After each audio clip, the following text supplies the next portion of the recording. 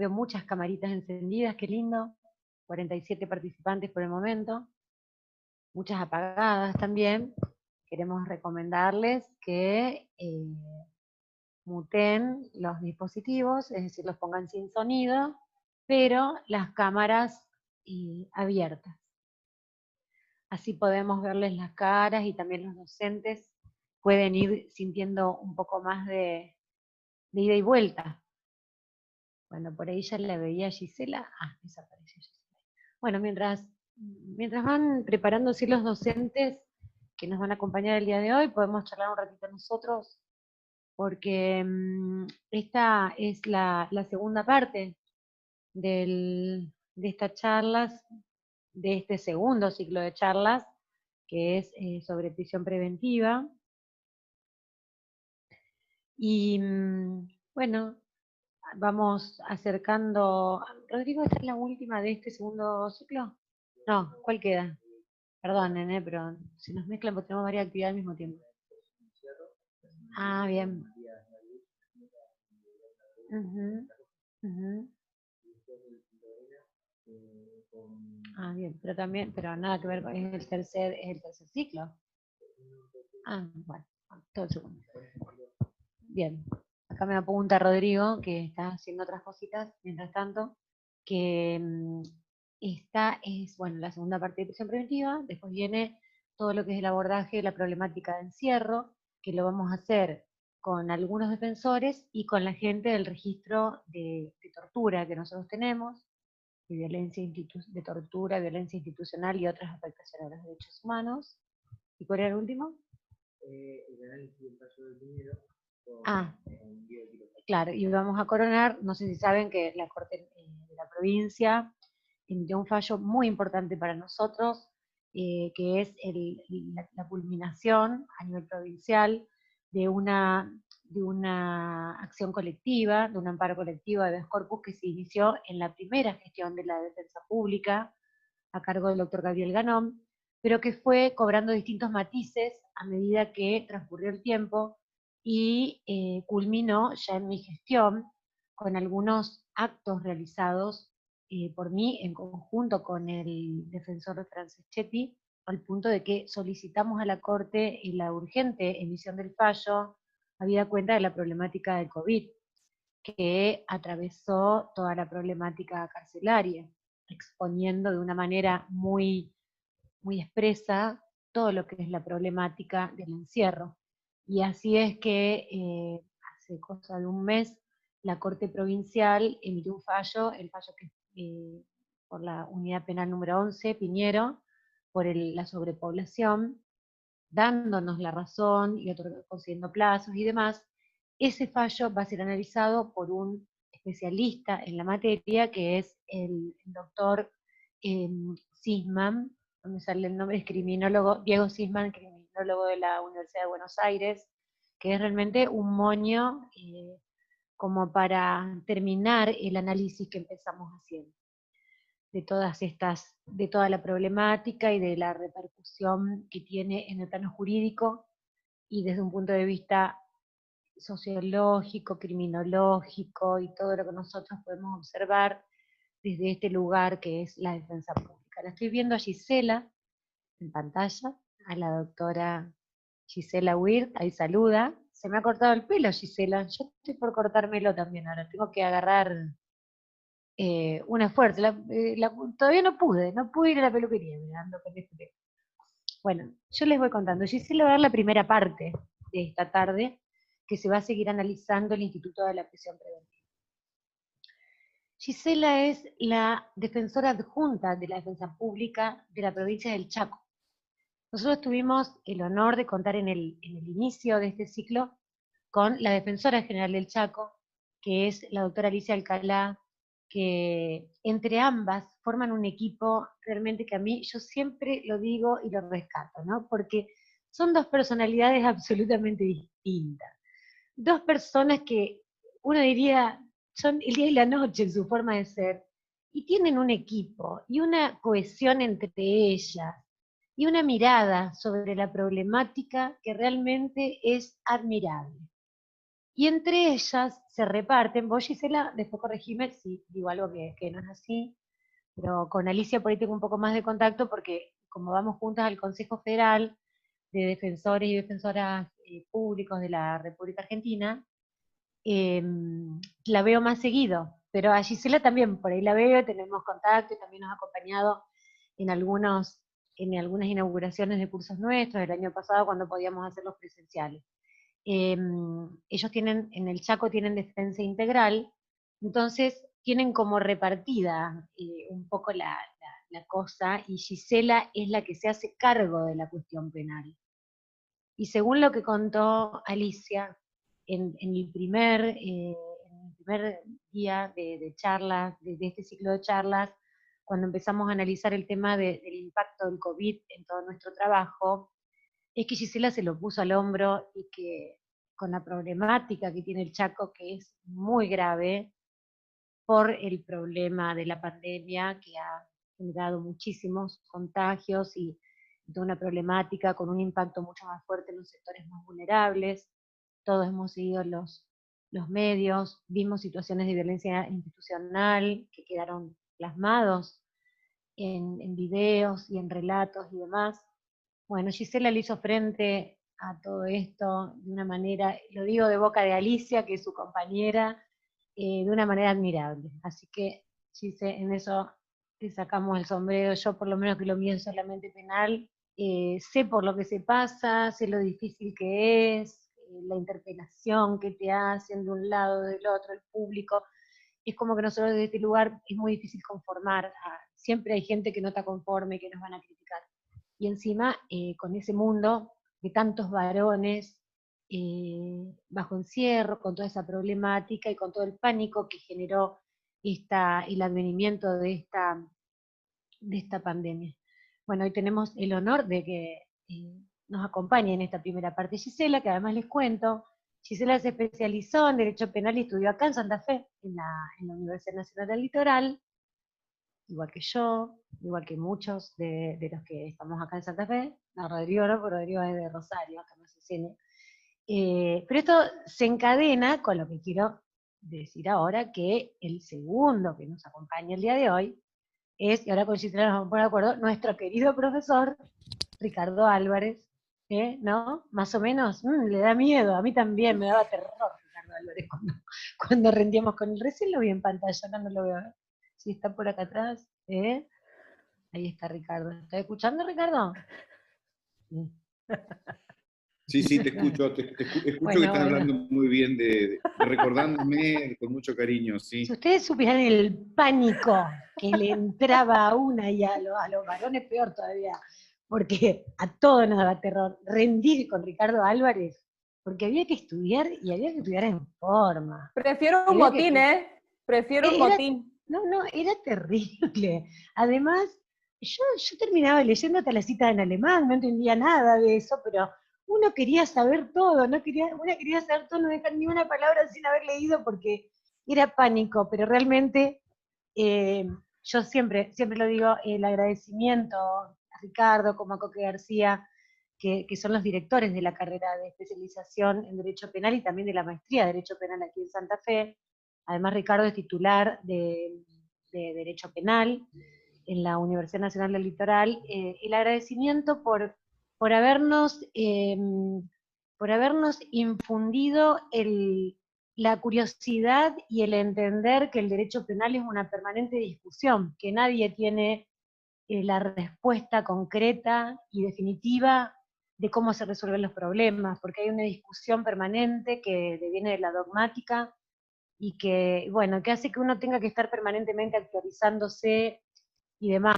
Yo por ahí me acomplejaba porque terminé la carrera y pensaba, soy consciente de todo lo que no sé, de qué poco sé, porque en realidad más vas aprendiendo y más te vas dando cuenta del mundo que implica lo que es el mundo del derecho penal y la inquietud a nivel internacional y sobre todo en Alemania, en España, por lo menos que eso es lo que leímos y de lo que tratamos de tener un conocimiento crítico que de esa forma nos infundieron tanto Ricardo como Coque o Jorge García en esta carrera.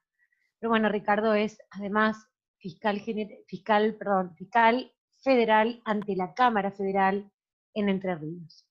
Entonces, hoy tenemos la dupla, una defensora con la mirada desde la defensa, supongo porque uno se va contagiando y no puede desprenderse de los roles, me parece, ¿no?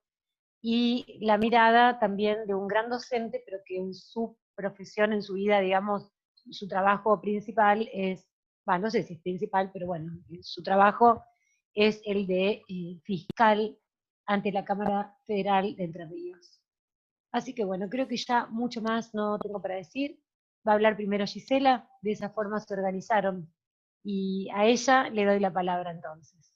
Gracias. Buenas tardes, hola Jacquelina. Sí, más o menos como vos contabas la distribución, más allá de que me parece que Alicia es un ser humano excepcional y que abarca todas las ramas y todos los rubros.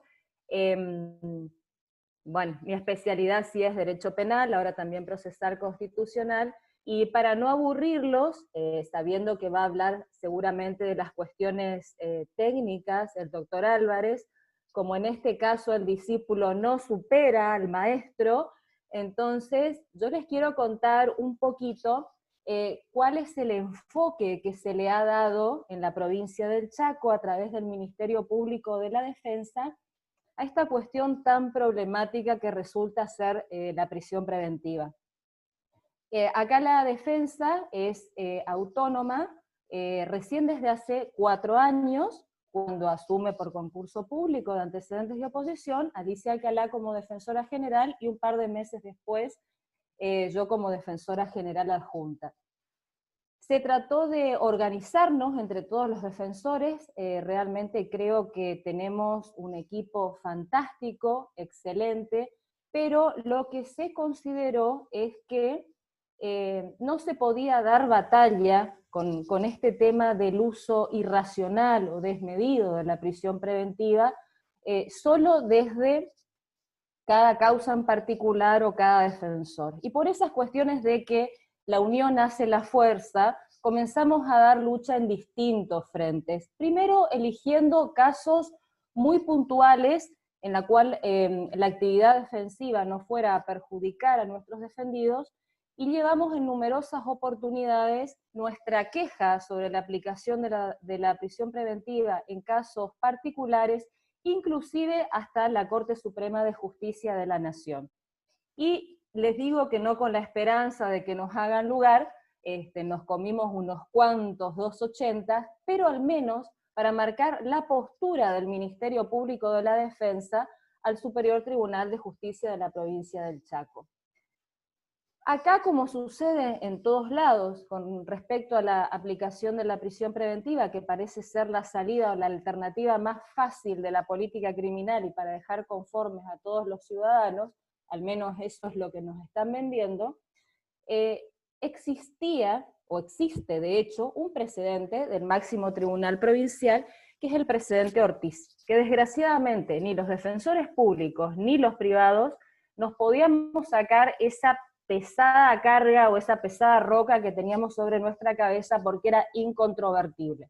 Podíamos citar la Convención de Derechos Humanos, todos los fallos internacionales que se les pueda ocurrir, pero siempre al final terminábamos con el precedente Ortiz del Superior Tribunal de Justicia, que nos decía que si la pena era demasiado alta o no cabía la posibilidad de que la persona fuera condenada a una pena de ejecución condicional, inexorablemente correspondía la prisión preventiva. Ya no pasábamos a analizar el segundo supuesto que establece nuestro código, que es el de la peligrosidad procesal. En definitiva, se desvirtuaba toda la aplicación del instituto y en cualquier caso cuya pena superara los 3 años, correspondía la prisión preventiva. Por un lado, todos los defensores públicos penales alineados en ese sentido, de controvertir todas las veces que fuere posible, como ya dije, no perjudicar al imputado y llegar hasta las últimas instancias, con recurso de casación, muchas veces hasta la Corte, la preventiva, Y por otro lado, tomamos otra postura, que es el del litigio estratégico y la cuestión del hacinamiento en los distintos lugares de detención de la provincia del Chaco, cuya situación es lamentable, como en las mayorías de la provincia. Comenzamos a interponer habeas corpus con respecto a cada lugar. Acá son 6 circunscripciones, entonces a veces lo hacía yo por la primera circunscripción, otras veces los defensores del interior por cada una de las circunscripciones, y llamamos a una mesa de diálogo desde el Ministerio Público de la Defensa, siguiendo la pauta, el criterio que marcó la Corte en Verdisky. Comenzamos a convocar a los distintos sectores del Estado para tratar de encontrarle una solución o salidas viables a esta problemática del hacinamiento. Citamos a colegios, consejos de abogados, Comité contra la Tortura, Asociación Pensamiento Penal, todos los actores o interlocutores que considerábamos válidos o representativos para torcer esta política. Gestionar entonces la privación de la libertad de las personas. Y es aquí que el principal problema que nos surgía era que no podíamos contar con el Poder Judicial. El Poder Judicial, como parte del Estado, también era responsable de esta política pública de un encarcelamiento desmedido, pero no había manera de sentarlos a la mesa. Hasta que finalmente el año pasado logramos juntarnos con Poder Ejecutivo, con Poder Legislativo, y ya convocar a una mesa interpoderes con la participación el año pasado de las ministras del Superior Tribunal de Justicia, del Procurador General Adjunto, donde cada poder del Estado se hizo responsable de la parte que le correspondía con respecto a esta problemática. Comenzamos a avanzar con el Poder Ejecutivo con respecto a indultos o conmutaciones de penas, principalmente enfocados en los delitos de narcomenudeo. Con el Poder Legislativo se comenzó a trabajar en la modificación del artículo del Código que establece la prisión preventiva, dejando a salvo esta disyuntiva de si era y o sea, si era necesario el peligro más el monto de la pena, y estableciendo numerosas excepciones, entre ellas, con criterios más laxos, lógicamente, los de la prisión domiciliaria, pero que los fiscales tenían obligación de considerar cuestiones humanitarias, además de todo el catálogo que se le daba para establecer medidas alternativas a la prisión. Por su parte, también se comprometió al Poder Judicial en que esta sentencia debía ser de alguna manera aclarada, porque el superior entendía que eso no decía la sentencia, sin embargo era aplicada por todos los fiscales y jueces de la provincia, aclarada quizá a través de otro fallo que pudiera llevar un poco más de luz sobre los criterios de encierro en esta etapa del proceso. Se firmó un acuerdo final el año pasado entre los 3 poderes, donde se dejó asentada la emergencia carcelaria y que una de las cuestiones fundamentales era el uso racional de la prisión preventiva. Escuchaba el año pasado una frase que me parece muy a propósito para este tema en la jornada de ejecución penal, de que cuando la bañera está rebalsando, o se cierra la canilla, o se saca el tapón.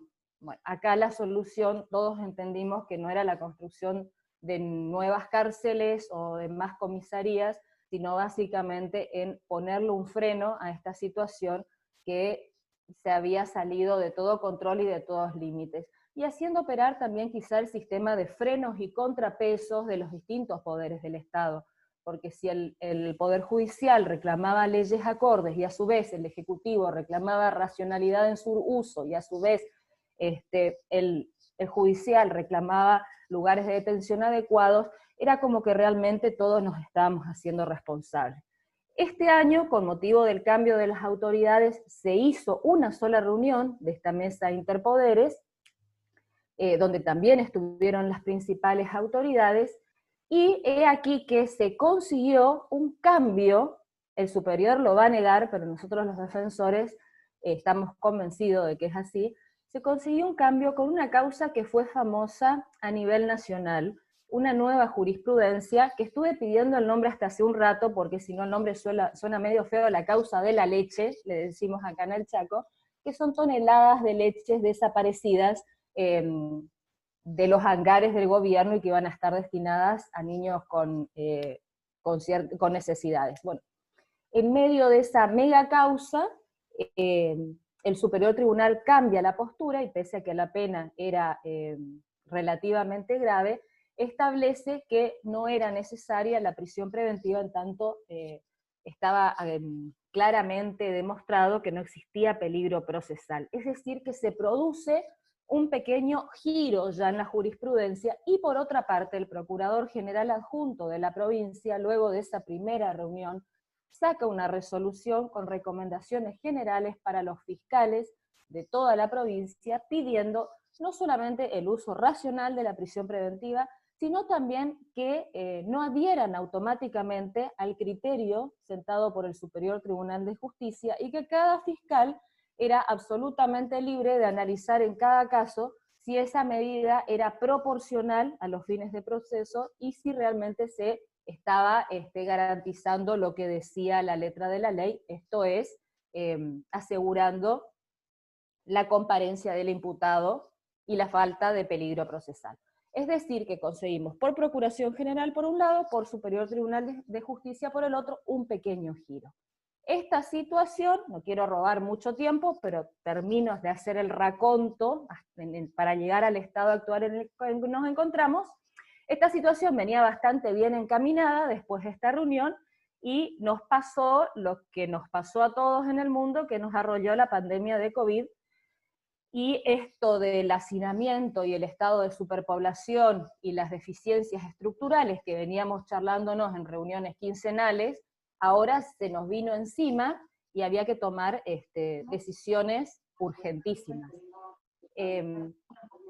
Todos los defensores públicos de la provincia comenzaron a solicitar pedidos de morigeración, ya sea de condenados, gente con prisión preventiva, cualquier persona privada de su libertad, pero ante la falta de respuesta, otra vez por parte del Poder Judicial, se hizo necesario la interposición de un habeas corpus que, gracias a Dios, tuvo resultados favorables, donde el Superior Tribunal de Justicia establece diversas pautas, parecido al que se interpuso en Buenos Aires por parte de los defensores generales, nada más que no fue tan controversial, y tratamos de tomar todas las precauciones del caso en el sentido de acercarnos a la prensa, a la sociedad, explicar, decirle a Doña Rosa que esto no se trataba de abrir las puertas de la cárcel y que salgan en malón los violadores o los homicidas y que se vayan a sentar al lado de su casa, sino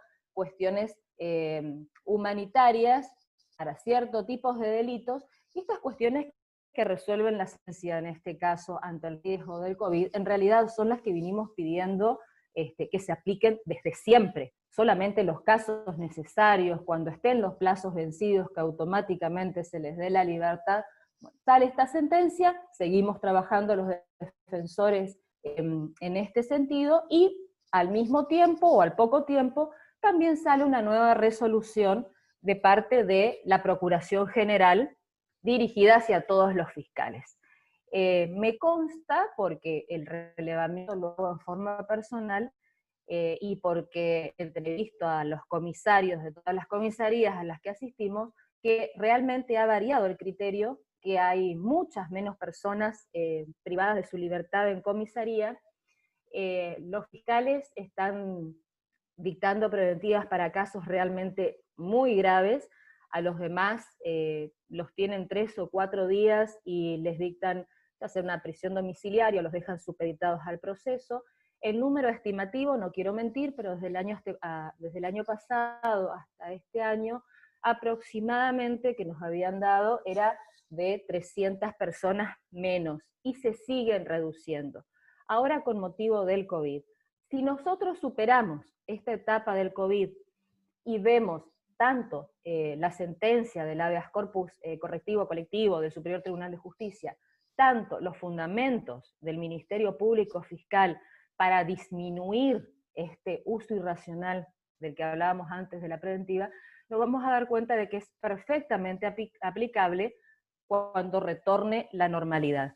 Y que esto que quizá medio se consiguió debido a circunstancias extremas, Es lo que vinimos trabajando hace 4 años para que de una buena vez, y de una vez por todas también, cada poder del Estado, independientemente de la causa en particular, como ya dije, asuma sus propias responsabilidades, controle al otro poder y busquemos evitar que la prisión preventiva opere, como sabemos todos que es lo que ocurre, como un adelanto de pena y como un sufrimiento desmedido y desproporcionado a las personas que están privadas de su libertad en lugares de detención que sabemos que no se ajustan a la normativa constitucional. Y eso también lo planteábamos nosotros cuando presentábamos nuestro habeas corpus, al alojar a las personas en ese tipo de lugar, en ese tipo de situación, básicamente los estamos exponiendo a tratos crueles, inhumanos y degradantes. Como sabemos que lo dice el artículo 18 de la Constitución, el juez es responsable de su alojamiento en dichos lugares. Esto genera responsabilidad internacional, y por otra parte, en cierta forma, nos convertimos en cómplice de ese trato o de ese sufrimiento que le están dando a las personas. Creo que medianamente y con el compromiso de todos los defensores oficiales de la provincia, estamos bien encaminados. Esperemos que esto, que se fue logrando muy de a poquito y que sufrió un pequeño envión con motivo del COVID-19, se pueda ir manteniendo en el tiempo. Lo que sí me parece fundamental es que ahora el Ministerio Público de la Defensa, y lo tengo que decir porque estoy rechocha, me llena de orgullo y se me cae la baba, es un interlocutor válido cada vez que el gobierno quiere consultar o quiere saber o quiere implementar algún tipo de decisión o algún tipo de política al respecto. Antes los defensores éramos el último orejón del tarro, ahora nos tienen miedo. Ahora decimos cuco habeas corpus, cuco medida, vamos a llamar a los defensores a ver qué opinan sobre esto. Justamente la semana pasada me vi obligada a interponer otro habeas corpus porque con mucho criterio, acá los policías tienen aislados a todos los presos en comisarías sin visitas familiares de ningún tipo, pero sin embargo los nuevos ingresos los siguen metiendo con los que están aislados. Se pidió que las personas que vayan a ingresar a comisaría a cumplir prisión preventiva previamente tengan 14 días de aislamiento para asegurarnos de que no haya un rebrote infeccioso. Acá en el Chaco hubo un problema bastante grave con las personas que se contagiaron en comisarías, y nos contestaron, creo que nos pasa siempre a todos los defensores, que no tenían lugar. Entonces vamos a rezar para que nadie se contagie. Y para que vean que sufrimos todos como defensores oficiales, ese habeas corpus la jueza lo rechazó in limine porque considera que ella no puede, como juez de habeas corpus, resolver sobre cuestiones netamente administrativas de alojamientos de presos, y que como no sabemos si los presos nuevos que ingresan están contagiados, tampoco hay un agravamiento de las condiciones de detención. Vamos a ver qué dice ahora la Cámara. Pero sí, la verdad que estamos en una situación bastante complicada acá en el Chaco. Recibimos ahora también desde la Defensoría General todos los informes, esto no ocurría antes, de parte de policía y de servicio penitenciario. Tenemos muchísimos policías contagiados, muchísimos penitenciarios contagiados, y acá ante esta situación de desconcierto, de descontrol y de falta de comunicación, creo que somos un factor fundamental, los defensores penales, en el contacto permanente con nuestros asistidos, tanto dentro de comisarías como dentro de los establecimientos penitenciarios, para brindarles un poco de tranquilidad y mantenerlos permanentemente sabiendo el estado de sus causas, el trabajo que se está realizando por ello y la evolución de todo lo que es el trabajo del Poder Judicial. Inclusive estamos preparando para esta semana o la semana que viene un Zoom con defensores y personas privadas de su libertad, porque estamos organizando un consejo de internos para que ellos mismos, sin necesidad de intermediarios, puedan salir al exterior y poder directamente gestionar sus pedidos. Así que ante la falta de contacto, bueno, también pidiendo las autorizaciones y haciendo reuniones virtuales con las personas privadas de su libertad, como lo debe hacer cualquier defensor de confianza o abogado de confianza, que creo que en definitiva eso es lo que somos. No sé, espero no haberlos aburrido, pero esa es nuestra situación en la provincia en este momento. Muchísimas gracias, Gisela. Fuiste muy clara y muy complementaria de lo que había explicado Alicia, que habló de la política y vos lo hiciste directamente aplicado a la temática que nos convoca en este ciclo. Después vamos a seguir en otro momento por privado para que nos cuentes esto del consejo, esto interno que quieren hacer. Me sentí muy identificada con muchas de las cosas que contaste, por ahí no con el resultado. Santa Fe atraviesa en este momento un escenario político distinto. Tenemos un gobierno que acababa de asumir, no sé cómo acordé cómo es el Chaco, con bastante poco eco, por lo menos nosotros hasta ahora nunca fui recibida por el gobernador, existente, muchos meses. ¿Están escuchando ustedes? Bajito. Perdón. Estaba desconectado.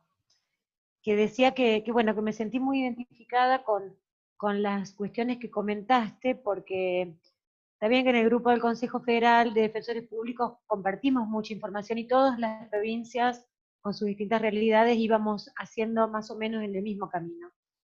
Quizás los resultados también fueron compartidos, eso de los rechazos in limine, eso de marcar una presencia de la defensa.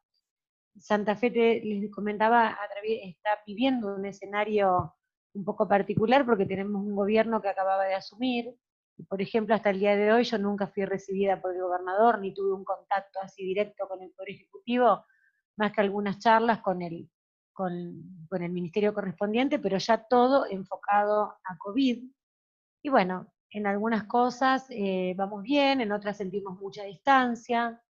Creo que esto, igual que al Chaco, nos sirvió para posicionarnos también, pero eso, convengamos que a veces no genera en la realidad los mejores resultados, porque también es como que uno se agranda un poco ante la vista de los demás y bueno, la venimos remando. Así que bueno, Gisela, no aburriste para nada, fuiste muy clara, decía. Les cuento un chiquitín sobre consejos internos. Otro de los objetivos que nos propusimos, por ahí también nos envalentonamos mucho con nuestros pequeños logros, porque a estas mesas de diálogo nosotros también invitábamos personas privadas de su libertad, invitábamos presos para que se los escuche a ellos como parte relevante, integrante, y ellos querían ser como importantes, como escuchados, entonces tratamos de organizar estos consejos de presos y que ellos tengan iniciativas. Se organizaron 2 iniciativas solidarias, donde en el complejo más grande de la provincia los presos recibieron donaciones, en realidad se las donamos casi todos los defensores, pero hicieron regalos, artesanías, para mandarles a los abuelitos que están encerrados en los geriátricos, con pequeñas dedicatorias, diciéndoles que ellos también estaban encerrados, pero que eran muy importantes, y que pese a su realidad, los internos del complejo los acompañaban con el corazón y rezaban por ellos.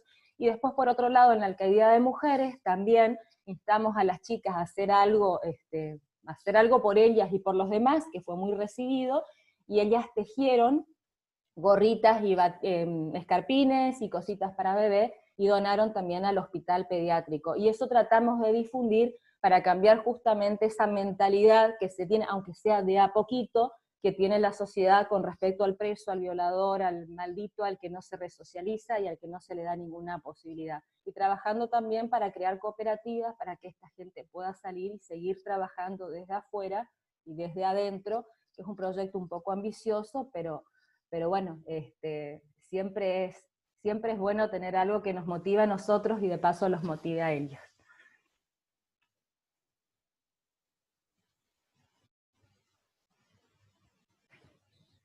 Excelente.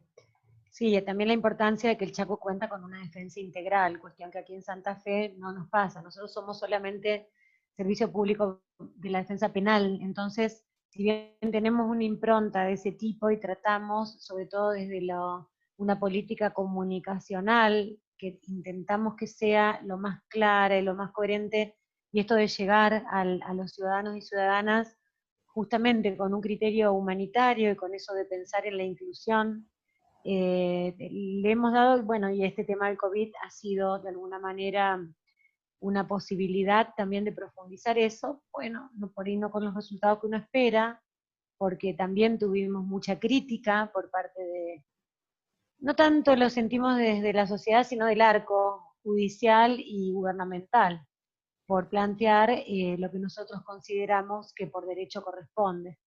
Pero bueno, la lucha continúa y seguimos en eso.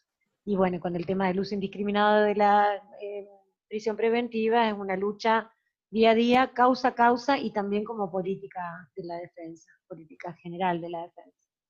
Muchísimas gracias, Gise. La verdad que un placer escucharte y verte un ratito. Igual Gracias, seguimos en Jackie. contacto. Nos vemos, estamos en contacto. Igual seguramente vas a participar de nuevo si te quedás acompañándonos. Y bueno, le damos la palabra a Ricardo Carlos María Álvarez, que ahí está, muy serio él. ¿Estás escuchando?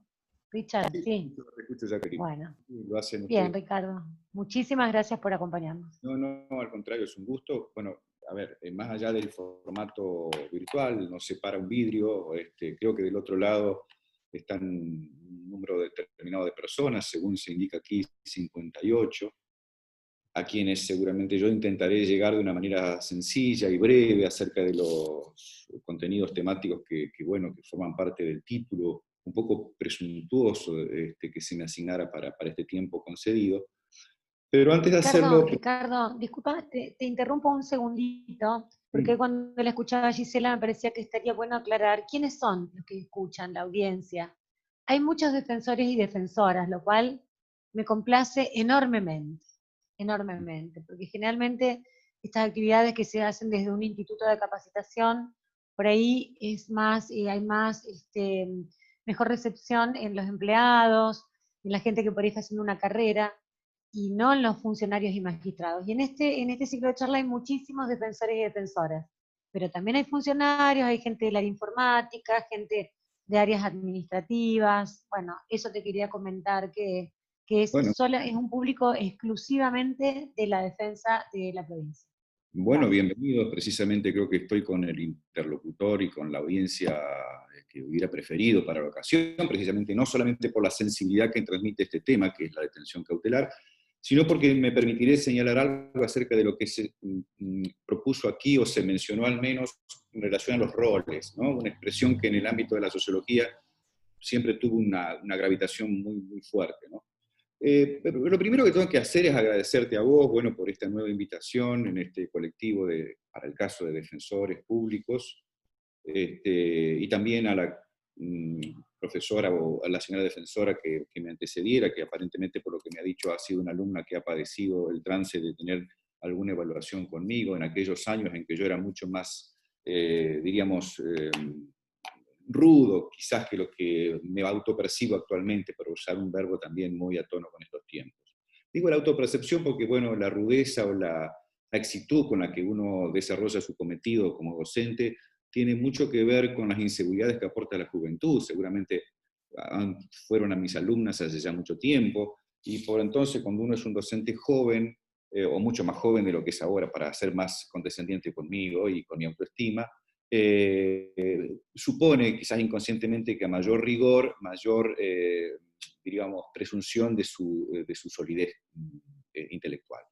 De manera que lamento que hayan pasado algún mal momento conmigo y que evoquen mi nombre o mi persona con el pánico de enfrentar una evaluación. Señalado esto, también se sostuvo, bueno, los roles. Hay una persona aquí que es de mi familia y a quien adoro y quiero muchísimo, que cuando se enteró de mi disertación esta tarde, me dijo, bueno, aunque estés del otro lado, te vamos a escuchar con mucho gusto. Porque existe de alguna manera en el imaginario una suerte de necesidad de localizarnos a los fiscales, porque en este caso, bueno, a mí se me presentó también como fiscal general. Debo decir que, una pequeña digresión, es cierto, hace muchos años me desempeño en el Fuero Federal, he ocupado muchísimos lugares y posiblemente concluya mi carrera con el cargo actual de fiscal general ante la Cámara Federal. Y digo, como muy certeramente anticipó Jacqueline, bueno, lo que le gusta, algo así, es la docencia o no sé. Bueno, la verdad que yo me gano la vida en el fuero federal con el ejercicio de mi magisterio y la disfruto en la docencia. Es decir, y no es que sean incompatibles ambas cosas, no quiere decir que no disfrute también de mi trabajo funcional, porque tengo para mí que lo que uno enseña tiene que ser capaz de sortear el test de la aplicabilidad. Tengo algo escrito sobre la cuestión. Creo que entre el aula y el estrado debe existir un flujo comunicativo, de modo tal que aquello que uno en condiciones de docencia transmite a su colectivo áulico debe ser también susceptible de convertirse en un fundamento mediante el cual se le confían decisiones públicas. Si no se logra esto, o uno está enseñando algo mal o está decidiendo algo incorrectamente. Algo no funciona. Y la verdad que lo digo esto a propósito de magistrados de distintos fueros que pontifican en las aulas libertades y se convierten en rigurosos individuos recalcitrantes a esas garantías en la decisión cotidiana de su quehacer público. Eso no me parece correcto. El derecho, y enseñar el derecho no es solo un privilegio, sino es una responsabilidad que no concluye cuando uno sale del aula, sino que prosigue si uno tiene una función pública, porque lo que enseñó habrá de acompañarlo como una sombra para escrutar la puesta a prueba de la convicción con la que fue capaz de explicar a sus alumnos ciertos temas. De manera que no digo que yo sea una de aquellas personas que de una manera tan rigurosa procura conciliar estos espacios, pero créanme que hago el esfuerzo para que eso suceda. Entonces, a propósito de los roles, teniendo presente lo que me señalaba esta persona que quiero tanto acerca de que estoy del otro lado, por supuesto dicho esto con todo el cariño y porque además agradeciéndole que me permite decir esto que voy a señalar. Yo no estoy convencido de que los fiscales tengamos un rol tan distinto de la magistratura, por ejemplo. Es más, creo que la Defensoría también debería proseguir esos mismos roles, solo que le está permitido parcializar su cometido en beneficio de las prerrogativas de las que dice ocuparse. A ver, intento explicar. La Constitución Nacional, en el artículo 120, condensa una suerte de programa abreviado acerca del cometido que debe tener el Ministerio Público Fiscal y de la Defensa, pero para el caso fiscal. Defender la legalidad y los intereses generales de la sociedad. Yo les digo a mis amigos jueces, porque siempre procuro introducir en las audiencias orales bocadillos semejantes a esto, ¿no? La verdad que si yo tengo un cometido funcional definido por el constituyente y recogido por el legislador ordinario, consistente en defender la legalidad y los intereses generales de la sociedad, ¿y qué otras cosas se deben ocupar los jueces? Que no fuese lo mismo de lo que me estoy pretendiendo ocupar yo. De manera que entre ellos y yo, entre ustedes y yo, diría Serrat, creo, no hay ninguna diferencia epistemológica, solo que unos deciden y otros permiten que el otro decida, porque el fiscal, de alguna manera, es el que habilita la jurisdicción. Pero la verdad que aquello que deba decir el juez no debe ser algo distinto de aquello que deba pedir el fiscal. Y porque además, si nos tomamos en serio aquello de defender la legalidad y los intereses que hay en la sociedad, no debería tampoco existir tanta, diríamos, cesura entre el cometido del Poder Judicial y el nuestro. Y ustedes me dirán, bueno, pero estamos hablando de los roles con la Defensoría. Bueno, la defensa pública también está guiada por esta misma inspiración teleológica, por así decir. Con la diferencia que, precisamente, el imputado tiene derecho a no aportar de ninguna manera en la colaboración del esclarecimiento del hecho que lo tiene como protagonista. Esto parece una garantía acerca de cuya vigencia no vale decir nada porque es obvia. De manera que, a propósito de los roles, todos, defensores, jueces y fiscales, estamos grabados por la misma exigencia de racionalidad republicana y a ella nos debemos. Bueno, yo no me quiero extender demasiado en esta introducción, porque tengo que hablar de prisión preventiva, ¿no? La niña traviesa de todo proceso penal. Imagínense ustedes un proceso penal sin prisión preventiva, sería, bueno, por de pronto aburridísimo, porque no se plantearían las aporías que se generan a propósito de una detención cautelar que se acerca demasiado, se parece demasiado a la pena, porque se cumple en el mismo lugar, dictada con respecto a quien todavía no ha sido declarado culpable. Va a decir amparado, como se suele decir, en un estado de inocencia constitucional. Entonces, si es inocente, ¿por qué lo encarcelamos y lo tratamos como si hubiera estado condenado? Esa es la gran aporía, no sé si una aporía, pero en todo caso, es la discusión, el nudo conceptual que recae sobre una detención provisional y lo que explica los, digamos, mares de tinta que se han escrito y se van a seguir escribiendo sobre la cuestión, y las desavenencias de café y de estrado que esto suscita, y pareciera ser que, bueno, no nos ponemos del todo de acuerdo, sumado a que los picos de mayor sensibilidad preventiva se acusan en la prisión preventiva en tiempos históricos. Asistimos a una suerte de, diría yo, como suelo expresar, no digo renacimiento, pero sí, en el peor de los sentidos posibles, una suerte de refulgor del sistema penal, o de un exacerbado brillo del sistema penal, no porque el brillo sea entendido como valioso, sino que todo se lo quiere explicar en clave penal. Estamos en un tiempo de alto punitivismo, dejando a salvo que, desde que yo tengo uso de razón, he escuchado frases como esta, pero comparativamente, la verdad que este es un tiempo de esplendor del derecho penal, de un esplendor que enceguece, la verdad, para decirlo sin metáfora, que a veces deja muchos ciegos en el camino. Parece que no es un derecho que ilumine, quiero decir, antes bien, es un derecho enceguecedor, por lo menos el modo en que creo yo se lo está administrando de una manera semejante y con el beneplácito de buena parte de lo que comunican los medios de opinión acerca de lo que la sociedad percibe. ¿Por qué la prisión preventiva? Imaginemos que cualquiera de nosotros observa un accidente en la calle.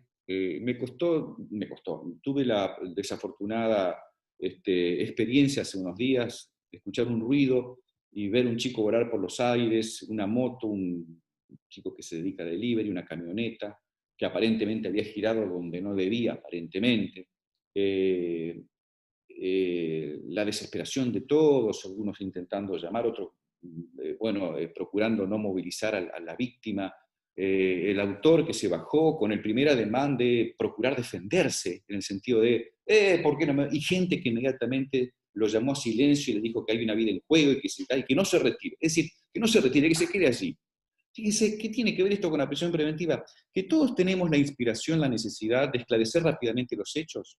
Y en esa necesidad de esclarecer los hechos, precisamente procuramos que el que aparentemente es protagonista de ese hecho, que es responsable de ese hecho, no se retire de ese, que se quede allí. Necesitamos aclarar qué pasó. Y usted se tiene que quedar acá.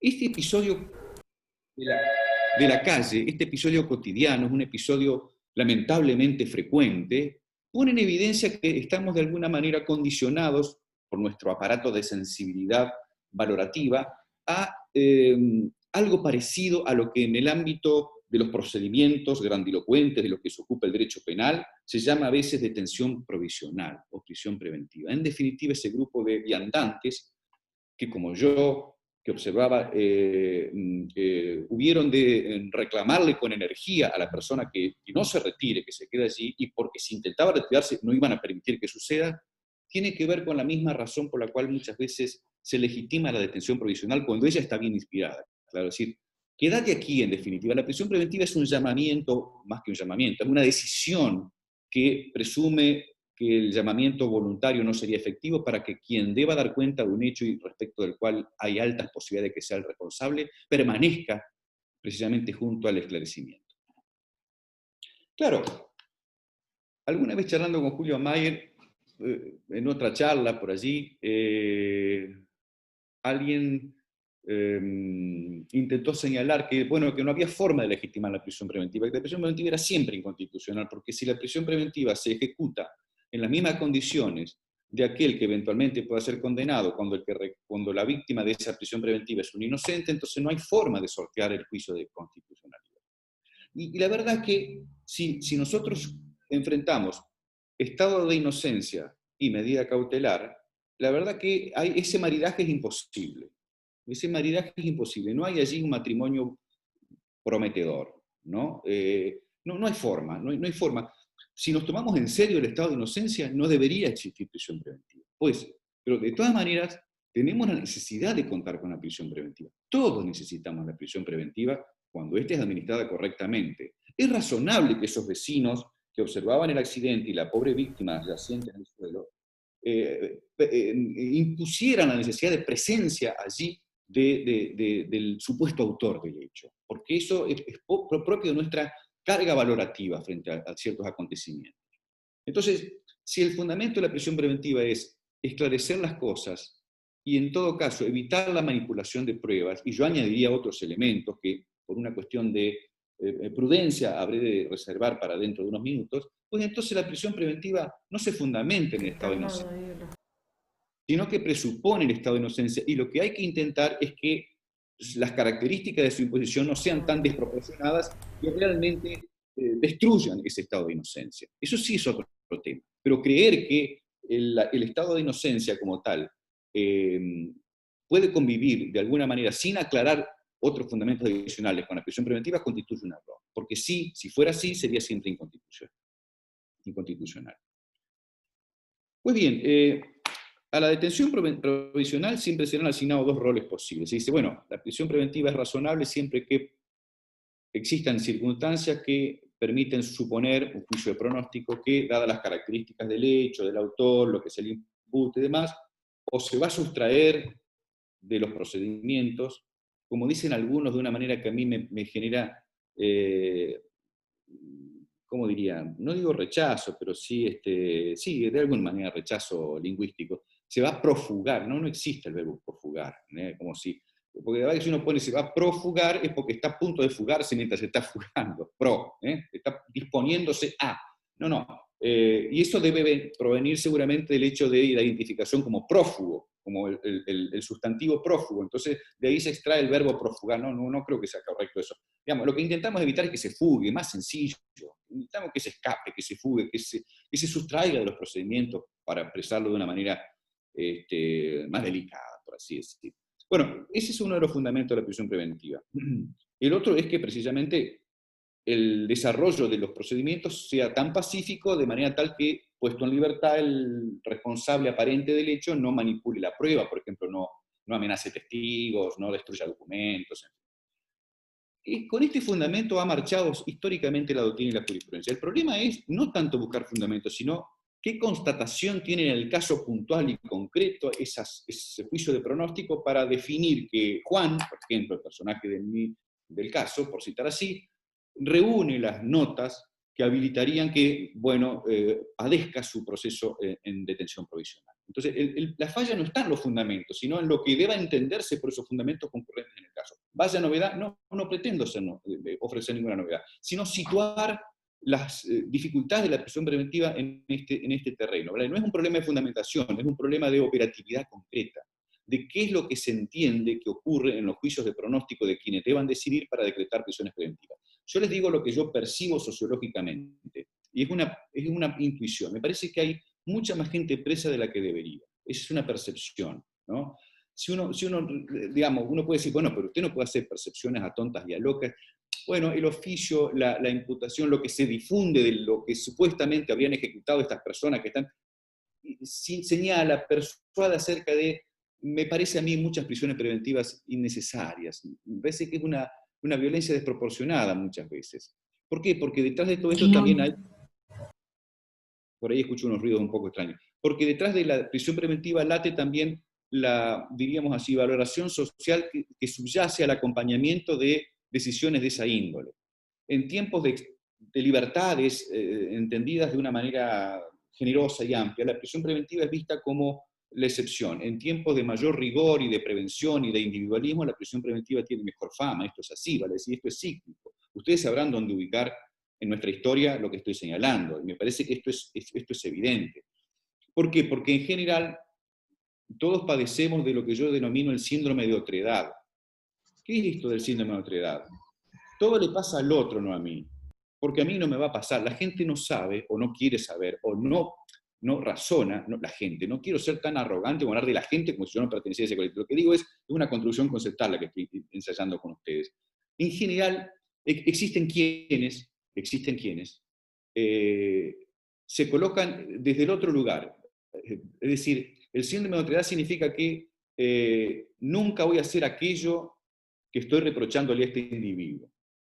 A mí nunca me va a pasar. Y la verdad que la vida a veces demuestra que las cosas ocurren y que cualquiera puede padecer el trance de un procedimiento criminal y que cualquiera puede también enfrentar una detención provisional. Y cuando se entera de eso ya es tarde para arrepentirse. Entonces, digo, hasta por una cuestión de autodefensa biográfica, uno debería ser más prudente, o esas personas deberían ser más prudentes, a tono con el rigor con el que se expresan en lemas semejantes a que no los dejen salir, que esta es la lacra que tenemos, que la criminalidad, la delincuencia siempre encuentra jueces próximos al garantismo. Bueno, toda esa carga de resentimiento, esa carga de irracionalidad es expuesta normalmente por gente que padece este síndrome de otredad. Ellos creen que nunca les va a suceder. Ese es el gran problema. Entonces, hay que comunicar esto, pero comunicarlo racional y sensatamente, sin provocaciones. Hay que comunicar, y yo no he escuchado gente que señale esto públicamente en los medios. Y mire, señor, a usted le puede pasar, y el día que a usted le pase, usted va a querer reclamar las mismas garantías que quiere negarle al otro. No lo haga por él, hágalo por usted en el futuro. Invierta en sí mismo, invierta en su futuro, invierta en su seguridad. Una sociedad organizada, una sociedad de un Estado constitucional de derecho con garantías, se tiene que vertebrar sobre la base, tenemos que recuperar esos valores republicanos.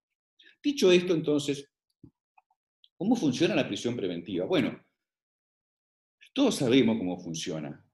Sabemos que la prisión preventiva en los hechos funciona como una pena, aunque nos guardamos inmediatamente de aclarar que no es una pena, sino que es una medida cautelar, provisional, que procura estas dos razones, básicamente: asegurar al imputado para que no se fugue, o asegurar la prueba para que, puesto en libertad, el imputado no fuera susceptible de manipulación o de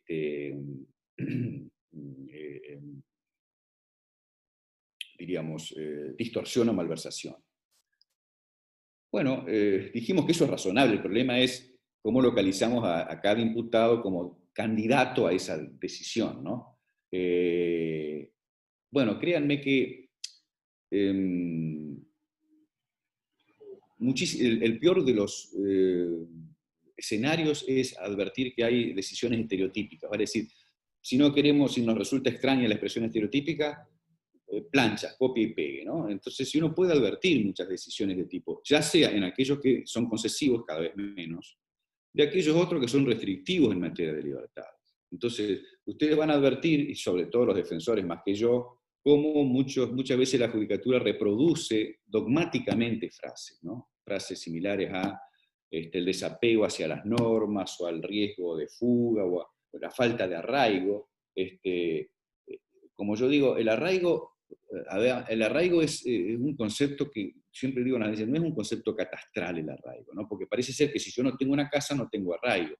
El arraigo es un elemento, es un componente, un concepto sociológico, da idea de pertenencia, ¿verdad? De vinculación con un contexto social, familiar, la verdad que sea, pero no es un dato catastral, porque arraigo no es tener un inmueble como locatario o como propietario, no es arraigarse en el sentido inmobiliario, sino que el arraigo es un dato sociológico. Bueno, pero este es un concepto que se lo manipula, se lo usa en un sentido o en otro. Bueno, frente a eso me parece que hay que abogar en favor de desnudar este tipo de prácticas. Y el cometido de la defensa pública es central. Miren, yo tengo la suerte de conocer y de ser muy amigo de muchos defensores, y realmente son nobles y honrosos trabajadores de la adversidad muchas veces, ¿no? Porque también el costado menos romántico de la magistratura, de la defensa pública, es lidiar con quien cada uno de ustedes sabe que es autor del hecho, y que son personas, en algún punto negativas para la sociedad, y que aún así están obligadas por un mandato y un juramento a defenderlas. Entonces, eso es encomiable. Ese es el costado menos dulce, si lo tuviera, siempre lo tiene, el servicio público siempre tiene un componente, no sé si de dulzura, pero de grandeza, por así decirlo. Pero también es verdad que hay que reconocer que la defensa tiene que lidiar muchas veces con, pupilos que básicamente son complicados. Pero volviendo al punto de la prisión preventiva, yo creo que lo que no se dice que la prisión preventiva tiene y cumple es una moderada función material, y esto suele generar mucha pavura, cuando uno habla de que la prisión preventiva tiene algunas funciones sustanciales, los defensores enseguida salen de quicio y procuran refutar esta idea, con argumentos también conocidos, argumentos de derecho supraconstitucional, argumentos, va a decir retórica al fin, ¿no? Que se recuerda a quien se expresa de esta manera lo que es obvio, que la prisión preventiva no es una pena. Pero que no sea una pena no significa que no cumpla funciones materiales. Similares a la de la pena, sí. Pero esto hay que decirlo con honestidad normativa, porque si no vamos a seguir engañándonos, vamos a seguir con la banderita de que no es una pena mientras recorremos la cantidad de gente que está precisamente en prisión preventiva como si estuviera penada. Entonces, lo que tenemos que hacer, me parece, es reconocer que también en el ánimo de los jueces, muchas veces sin capacidad argumentativa o sin necesidad de argumentar, deciden en función de sus requerimientos materiales. Porque, y lo digo de buena fe en relación a la magistratura, que obra también de buena fe. ¿Por qué creen ustedes que, aun cuando no pudiera constatarse con fehaciencia, a ver, la constatación del futuro es muy difícil, qué va a pasar mañana no lo sabemos, porque son juicios de pronóstico, siempre son inciertos. ¿Tenemos la chance segura de que esta persona, dadas sus características, va a fugarse? Bueno, como dice por allí, creo que es Freud, un autor, bueno, si encontramos una persona con un arma en la mano, una víctima en el piso, es de nacionalidad argentina y está en Barcelona, y adentro de su campera tiene un pasaje abierto para el otro día, para Argentina, bueno, está claro que esta persona se va a ir, no hay ninguna duda de que esta persona tiene riesgo de fuga. Pero bueno, sin llegar a un extremo semejante, la reconstrucción del futuro del que debamos temer reclama el concurso de factores racionales empíricamente verificables. Y ahí nos podemos equivocar, por supuesto que sí, porque nadie puede ganarle de mano al futuro, no podemos, es un actor por de pronto inexistente. De manera que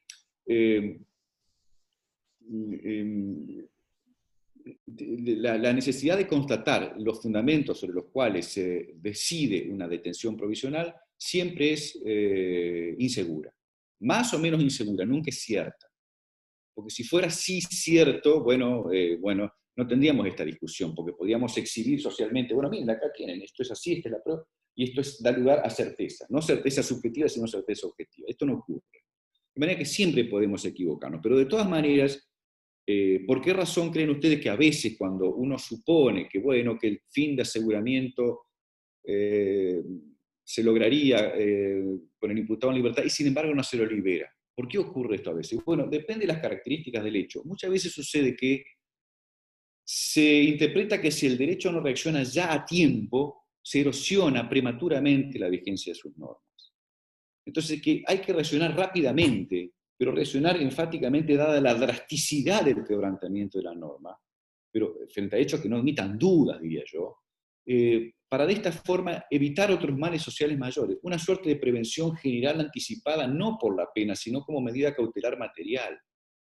Pero esto hay que argumentarlo, hay que cienciar. Esto puede en ciertos casos ser falso, pero en otros casos puede explicar razonablemente una detención provisional. Porque inclusive al propio autor podría convenirle ser detenido provisionalmente frente a la evidencia de una prueba que está en contra suyo, frente a la claridad reconstructiva de ciertos hechos, que él mismo sepa que va a ser condenado, tenga la seria presunción de que va a ser. Le convendría ya estar en detención preventiva para ir descontando con el abono posible de la pena eventual que se le impusiera. Esto puede parecer muy extravagante. Bueno, por supuesto, para cierta criminalidad va a ser extravagante, para personas muy especuladoras quizás no tanto, porque además los hechos tendrán la última palabra y el modo en que fueran ejecutados.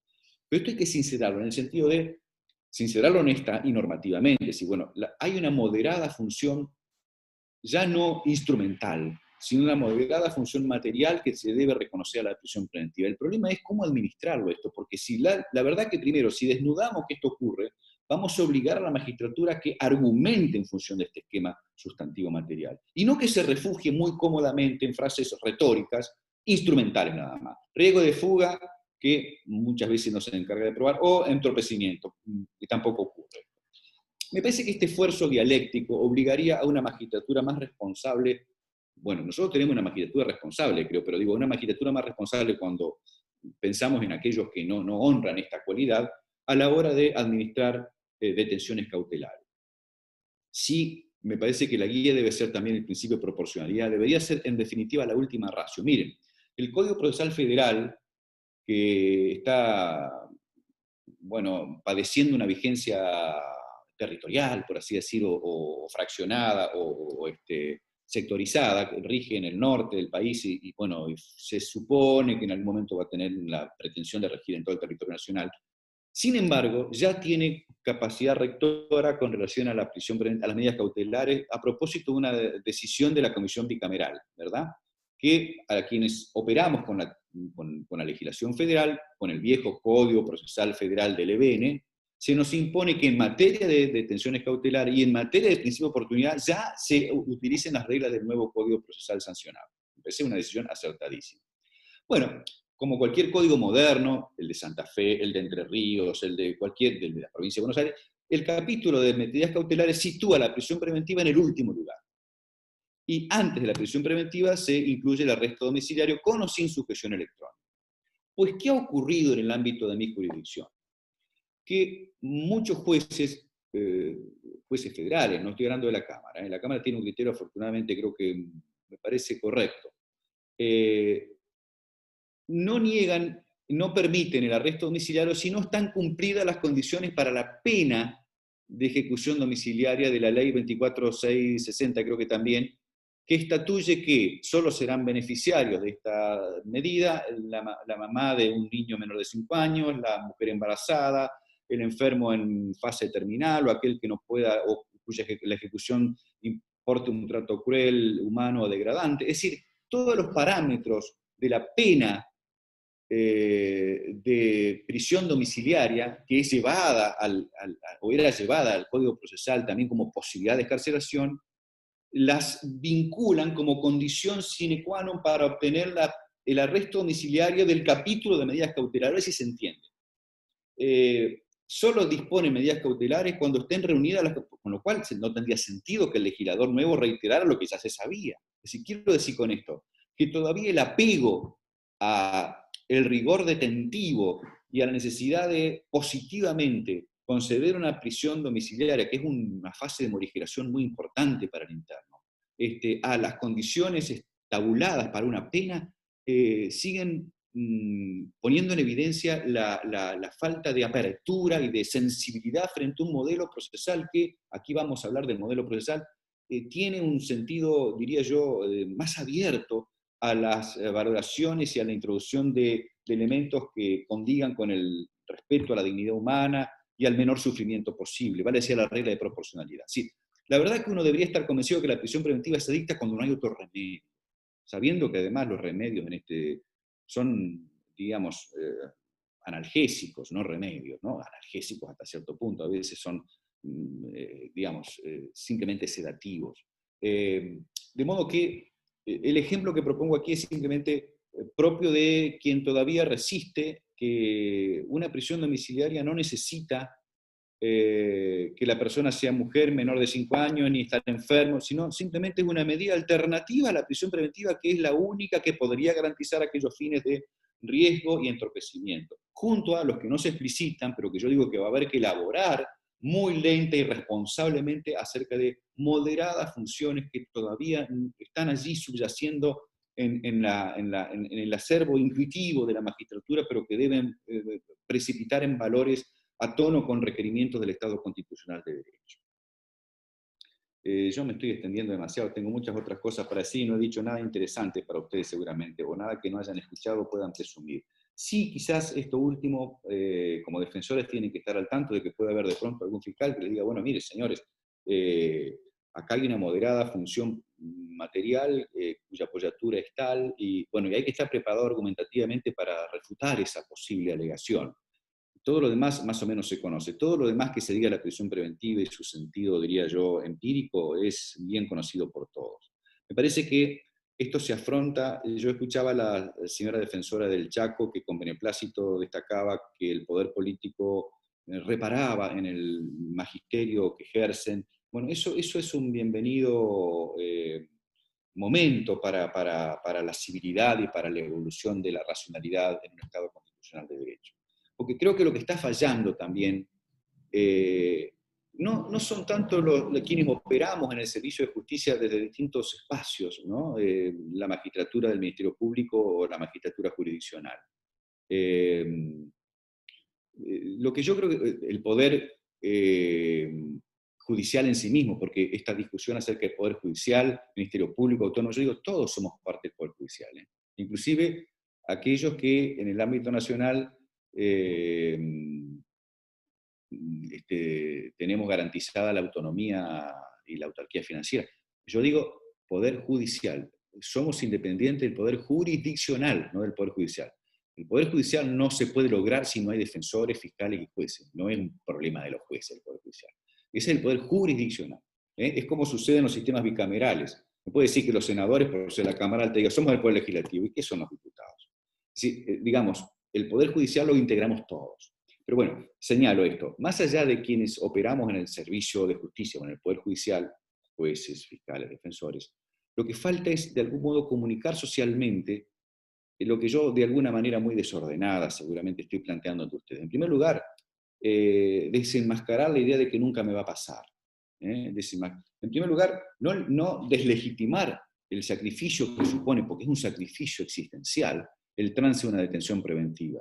Es un sacrificio y es un mal, hay que decirlo, pero también que ese mal en un Estado constitucional de derecho localiza o debe localizar razones suficientes, porque pueden recaer sobre cualquiera de nosotros. Bueno, esa idea de que pueden recaer sobre cualquiera de nosotros hay que instalarla socialmente. Y cada uno, es un llamamiento a cada uno de nosotros, donde tengamos ocasión de señalarlo, tenemos que hablar de este síndrome de otredad, que no nos pase que precisamente el juicio prematuro, irracional, vindicativo que emitimos vuelva a nuestra humanidad, porque bueno, la vida se encarga muchas veces de castigarnos o de imponernos una enseñanza tardía, pero enseñanza al fin.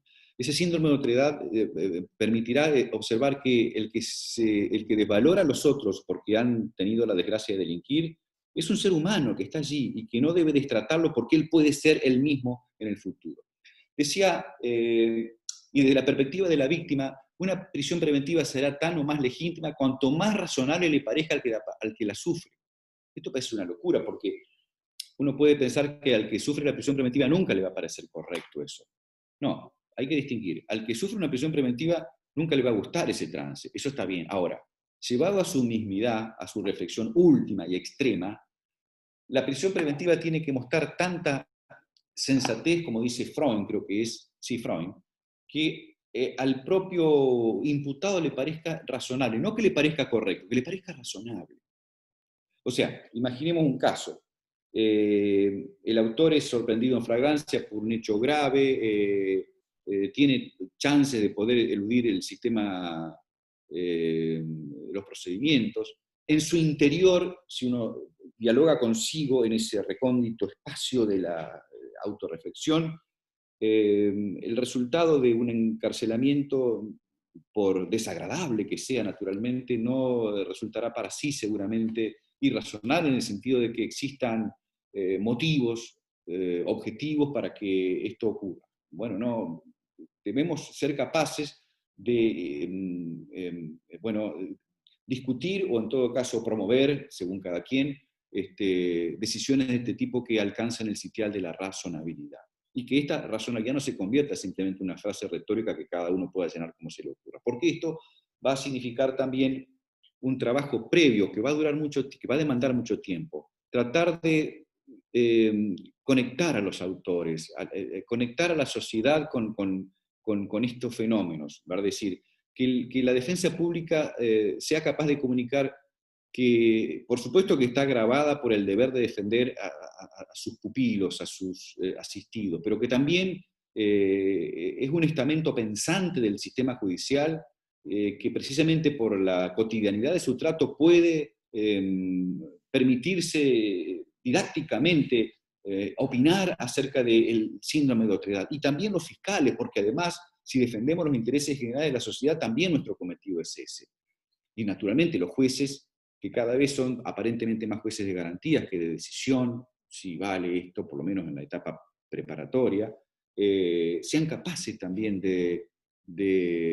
bueno, reconocer una vez más que el instrumental del sistema penal es grave, que la decisión de encarcelar a una persona es no menos grave, sobre todo en tiempos como estos de tanta incertidumbre y de tanta acechanza profiláctica, ¿no? Por así decir.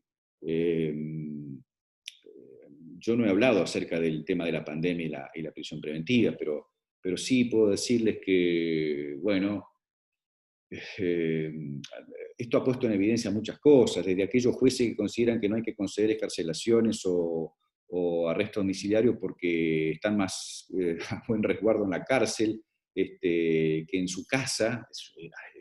Hay quien lo ha dicho expresamente, esto es una barbaridad. O sea, como que si la cárcel fuera la opción preferible, hasta otros que han actuado correctamente, creo, como la decisión de la Cámara de Casación, que ilustra acerca de las pautas mínimas de la emergencia que deben seguirse. Creo que esto sí nos ha sorprendido a todos, pero bueno, me parece que habría que... la prisión preventiva no es algo que, aun cuando se decrete, que deba decretarse de una vez y para siempre. Por eso los sistemas modernos establecen plazos de duración de la prisión preventiva, cosa que no sucede en el orden federal. En el orden federal las prisiones preventivas se dictan y se dictan. Entonces, me parece que ningún tiempo es idéntico a otro, de manera que lo que era razonable en un momento puede dejar de serlo en otro. Por eso es el monitoreo constante acerca de cuánta vigencia tiene aquello cuyo concurso explica la decisión que adopté. Esa necesidad de ir revisando permanentemente los fundamentos para que se han languidecido o desaparecido, cambie también el sentido de la decisión. Eso también es cometido de la defensa, pero también debería ser un cometido oficioso de la magistratura, y también, ¿por qué no, de los fiscales? De manera que yo no quiero extenderme mucho más, no sé cuánto tiempo llevo y cuánto se me había concedido. Me gustaría sí que, bueno, conceder la chance de que ustedes mismos puedan contradecirme o proponerme alternativas en esta idea de hilvanar ideas a propósito de una institución polémica, pero con mucha tradición, y que muestra el primer costado dramático de la tragedia penal, ¿no? La tragedia penal exhibe su primer lado más deteriorante con la detención provisional.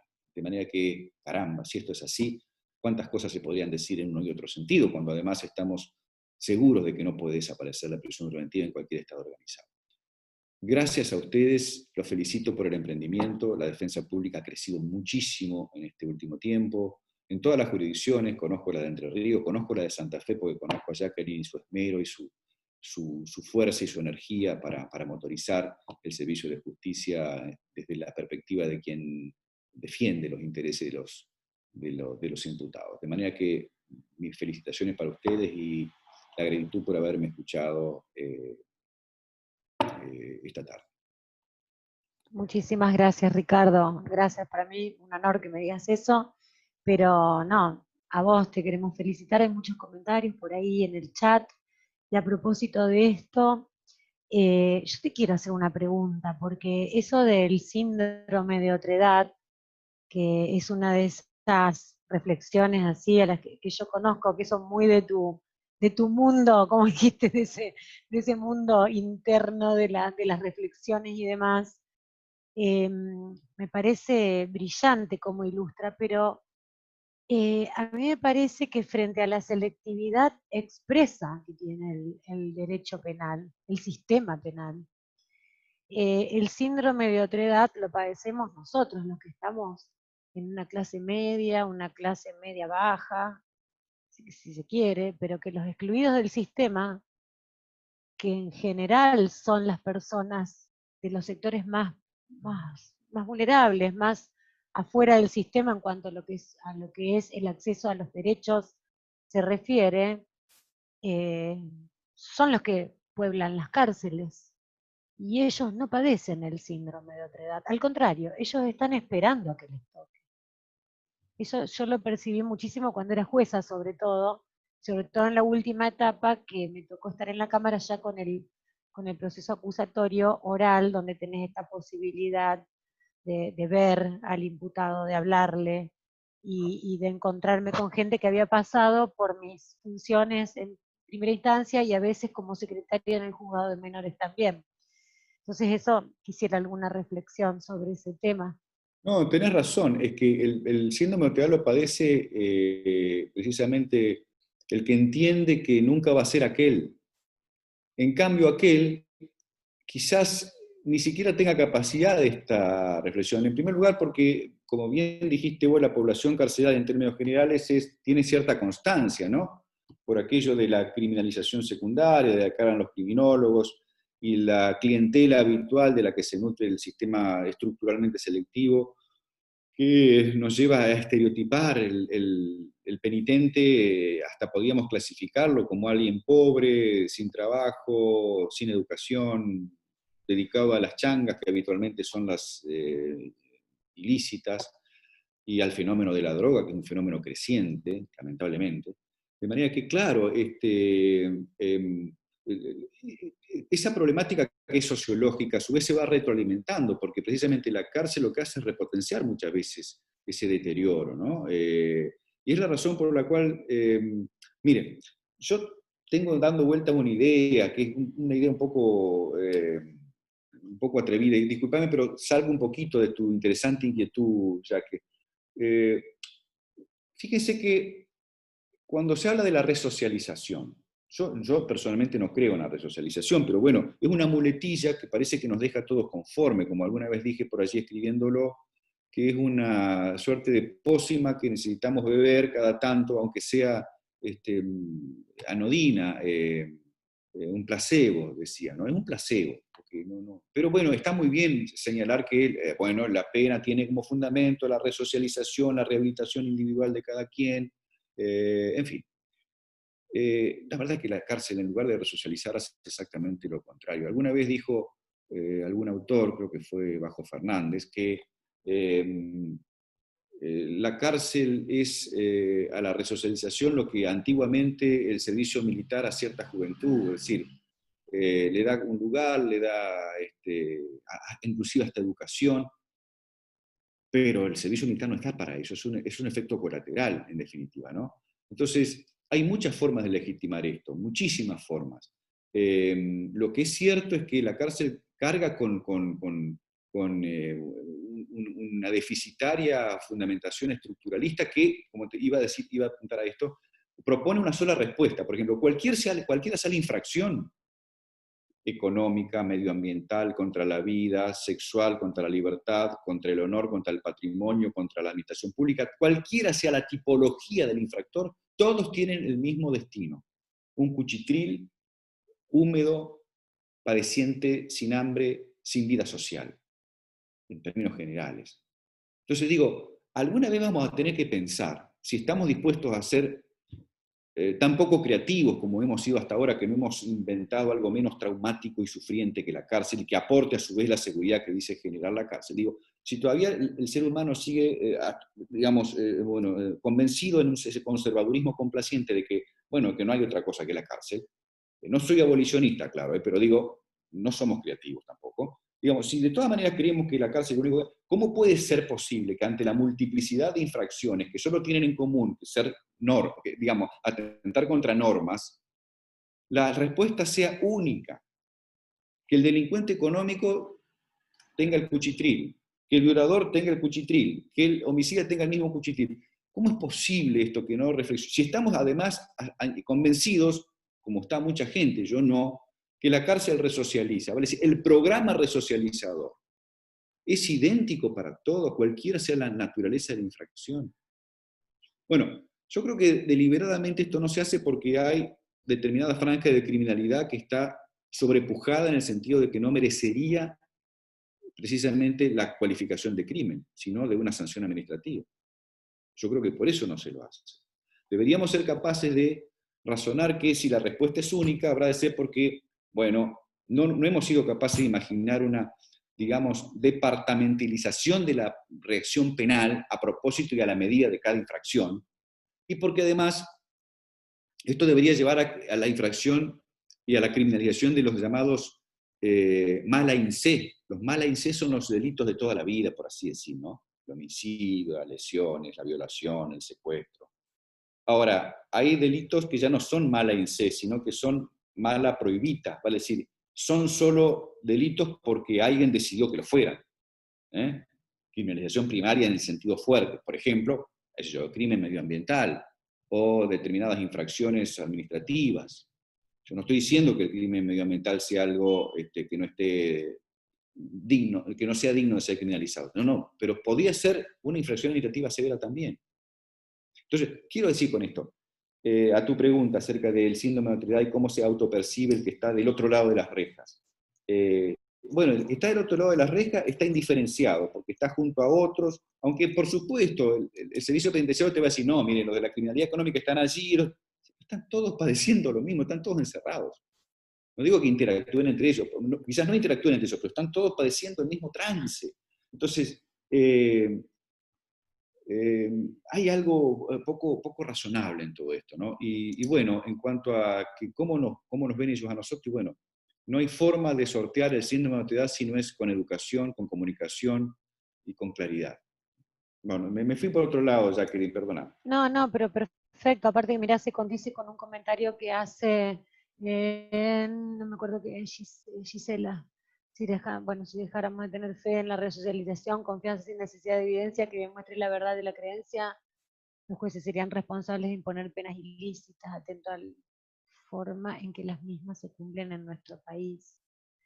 Pero a otra yo me refería, a la que comentó Eliana Moraes, que dice, eso exactamente quería preguntar, el tema que en las cárceles se encuentra la población marcada por la pobreza y vulnerabilidad social, hasta personas con enfermedades mentales, que tendrían que tener otras opciones ante la comisión de un delito.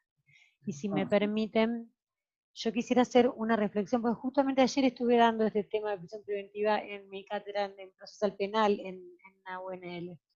Justamente que a mi modo de ver la política criminal del Estado parte de dos grandes acciones. Una de los legisladores que toman teóricamente lo que el pueblo y las tendencias en los votos piden, determinan con los medios de comunicación, toda esta cuestión.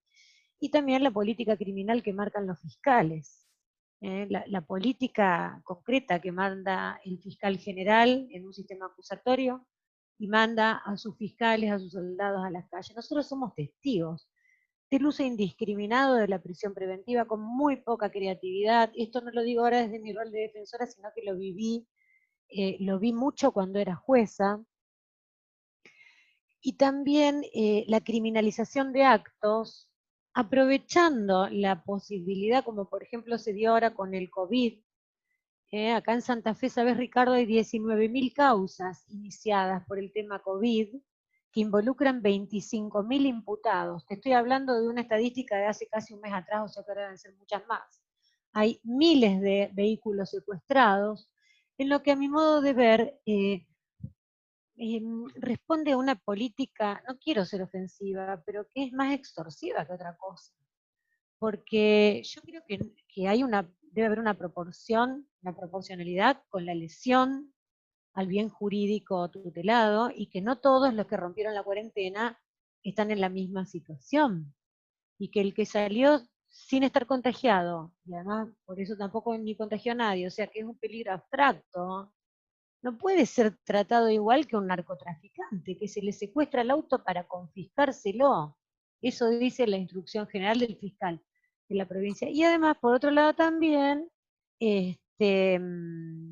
ese rechazo por parte de los jueces, con frases como las que vos citaste, de los jueces y del arco político del Estado, de decir que los presos están mejor adentro que en su casa, por ejemplo. Y que estamos hablando porque a mí me sacó un lindo artículo el diario de acá de Santa Fe, donde decíamos justamente que la defensa no hacía pedidos irresponsables, que salgan, uno por uno hicimos, y los defensores, que también se vieron afectados por las medidas del COVID, desde sus casas, sin servicio que los ayude la mayoría son jóvenes, tienen hijos, hijas, chiquitos, los nenes van a la escuela, trabajando a cuatro manos para poder plantearlo desde un punto de vista jurídico y humanitario, nos parecía que correspondía, poniéndolo en manos de los jueces, de donde recibimos realmente una baja respuesta en cuanto a las expectativas que teníamos, que eran expectativas conforme a derecho, no un delirio romántico el nuestro. Entonces, todo eso es la política criminal. Y el uso indiscriminado de la prisión preventiva que como vos muy bien señalás, la cárcel, única respuesta punitiva a la comisión, incluso para los condenados hablamos, a mi modo de ver, el condenado que es primario y que cometió un delito no tan grave y que no es violento, debería evitar pasar por la cárcel, porque con esa persona el Estado debería trabajar para que se convierta en un emergente positivo para la sociedad. Si cometió un delito no muy grave y es primario, o sea, tener una respuesta más del tipo, más encajada en lo que es la mirada de la justicia restaurativa y demás, que busca realmente una pacificación y buscar en las personas herramientas propias inclusive, como para poder salir adelante y salir de esa zona de conflicto. Pero es monótono, y el uso indiscriminado, que yo no sé si pasa por la falta de creatividad de los fiscales, cuestión que creo que si bien en el fuero federal también puede pasar, porque eso lo vemos, yo soy muy crítica con el manejo que hacen los fiscales federales con el tema del narcomenudeo, por lo menos acá en la provincia de Santa Fe, que hay muchísima gente en prisión preventiva por casos realmente ínfimos, que no pasan los 2 años en prisión preventiva y no se demuestra nada, y llevan a lo que pasa mucho en el ámbito provincial, en la justicia ordinaria, en los delitos comunes, a que se llega al momento, por ejemplo, de la preliminar, que lo único que tienen es la prisión preventiva. Entonces se apuran tienen que antes de largarlo, no lo trabajaron bien tampoco, y viene el proceso abreviado. Acá salió una estadística que es escandalosa. El 90% casi de los casos terminan en juicio abreviado. Nosotros como defensa pública, esto, bueno, en el caso a caso, los defensores y defensoras y todos las personas que forman parte de la defensa, porque trabajamos en equipo y los defensores tienen equipos de apoyo y demás, en general, realmente vemos esa respuesta y esa cosa que, bueno, en el caso a caso, la mayoría de las veces a nosotros nos conviene aceptar ese procedimiento abreviado, pero no es la forma que se proponen para la cual se trajo un sistema acusatorio, que en donde las diferencias tajantes que existen en el plano discursivo y en el plano académico, en el plano de la realidad, como vos muy bien señalás, hay una especie de bipolaridad, porque los mismos jueces que en la facultad están a la vanguardia y hablaron del sistema acusatorio, de que todos los jueces anteriores eran malos, porque eran inquisitivos, tanto los nuevos jueces como los fiscales tienen esa mentalidad que yo creo que lo único que cambió es la oralidad, porque en definitiva la prisión preventiva se viene tratando igual que antes, si bien aquí, como uno de los ejemplos, si bien aquí los porcentajes de prisión preventiva disminuyeron, pero disminuyeron porque aumentaron las condenas por el proceso abreviado. Bueno, reflexiones un poco polifacéticas de la problemática, en el que creo que la prisión preventiva es una muestra muy clara de que en el plano del discurso todos decimos una cosa y en el plano de la realidad son muy pocos los que se atreven a trabajar la prisión preventiva como corresponde. Coincido con mucho de lo que dijiste. Claro, vos trajiste aquí ahora, en la última intervención, una suerte de planteo gremial, casi, ¿no? Y No, claro que yo de la Fiscalía General de Santa Fe conozco al fiscal, me parece una persona muy seria, me parece que, qué sé yo, no conozco en detalle y no corresponde tampoco a esta sesión que yo emita juicio, porque no es lo correcto.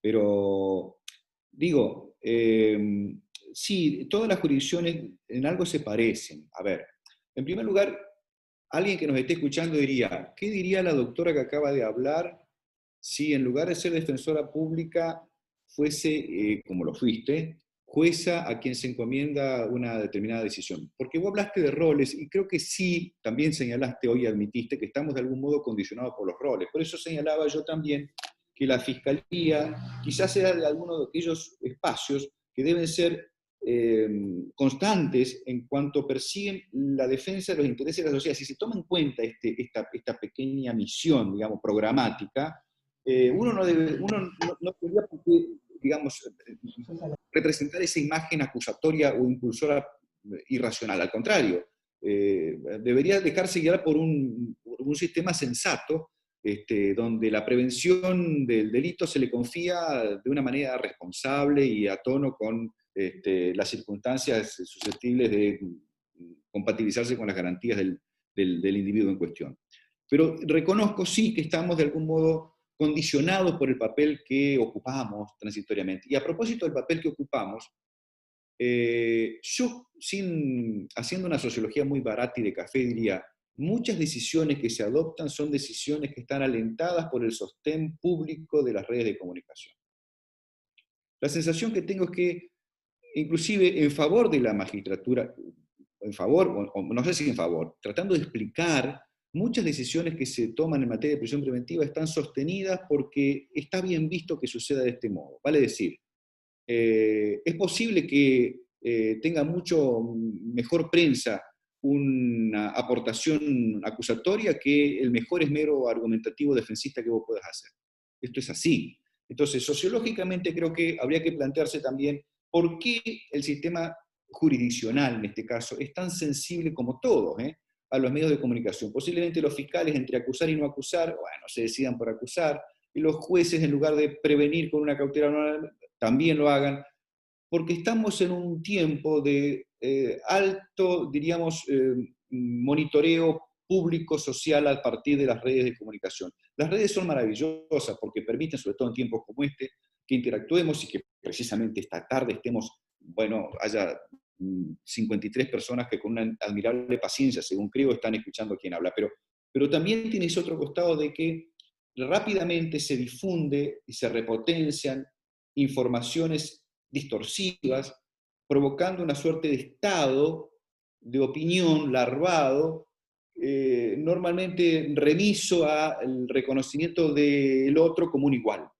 Entonces, en ese contexto, fallar es una tarea casi épica porque lidia precisamente con esto. Si a eso le sumás que necesitamos fortalecer las instituciones y fortalecer que el juez sea honesto, probo, sepa derecho, pero que no sea enjuiciado por decisiones antipáticas, aun cuando esas decisiones son antipáticas, pero que están dentro del sistema constitucional, si no somos capaces de fortalecer esa institucionalidad, lo nuestro va a seguir siendo un tango.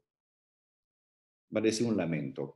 Vamos a seguir cantando un lamento. Entonces, creo que esto también es que vos lo introdujiste y te lo agradezco porque es decir, yo no dejaría de decir todo lo que dije antes sobre la prisión preventiva en el plano teórico conceptual, pero también como ciudadano te digo, necesitamos el fortalecimiento institucional. ¿Qué significa esto? Bueno, fortalecer los sistemas de selección, fortalecer los sistemas de control, fortalecer los sistemas republicanos y de participación democrática. Yo he sido desde siempre un profuso antijuradista, digamos, encendido antijuradista. Hoy soy solo todavía antijuradista. El adverbio desapareció. Y si quizás las cosas siguen igual, posiblemente hasta mire con neutralidad. Y quizás más adelante hasta sea un militante. Pero ¿por qué soy un profesor de Derecho Penal?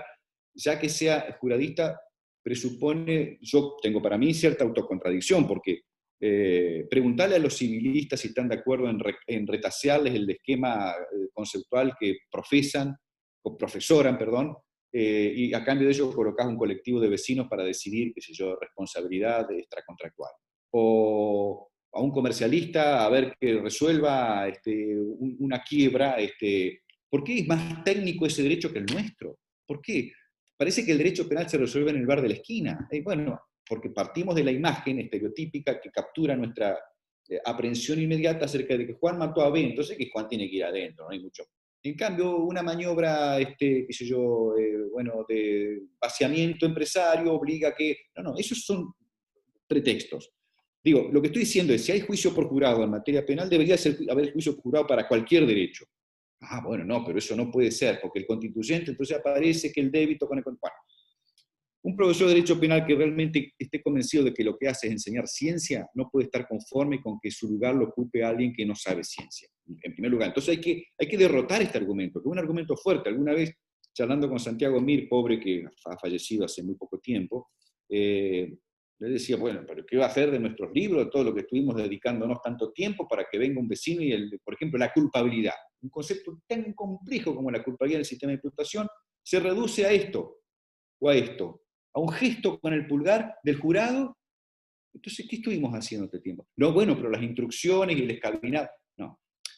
Quiero decir, en favor de mi todavía moderada desconfianza con el jurado, lo defiendo epistemológicamente porque pienso que una cosa es la astrología y otra cosa es la astronomía, pero también destaco, el jurado tiene algo que no tiene el juez técnico, que es absoluta libertad. El jurado falla, se va a su casa y la ley le garantiza que no va a tener ninguna consecuencia. Y eso, en los tiempos que corren, es muy importante. Es muy importante. Y hay otro argumento que también va en contra de mis propias convicciones antijuradistas actualmente, que se lo comentaba Julio de la Sabra hace algún tiempo, que me parece, no porque yo lo sostenga yo de ninguna manera, porque saben ustedes que soy totalmente humilde, que es un buen argumento. Si el ciudadano es el que crea la ley a través de sus legisladores, pero bueno, él los elige y a su vez, si el ciudadano puede crear la ley sin necesidad de tener ningún título para ser legislador, no hace falta tenerlo, ¿por qué le vamos a negar el momento de aplicarla? Es decir, ¿qué es más importante, aplicar o crear la ley? Y bueno, yo no puedo aplicar lo que no exista, quiere decir que la creación es previa a la aplicación, aunque uno pueda involucrarse en cuestiones de neoconstitucionalismo entre la relatividad entre el momento de adjudicación o aplicación y el momento de creación. Dejando de lado ese tema. Lo cierto es que hay que crearla, y la crea el legislador, que es un ciudadano. ¿Y por qué ese ciudadano que crea la ley soberanamente le vamos a negar la posibilidad de aplicarla? ¿Por qué no está en condiciones de interpretar lo que creó? Digamos. Bueno, puede ser de algún modo también un sofisma, pero me parece, pese a ello, que es algo algo que alguien debería contestar con mayores argumentos.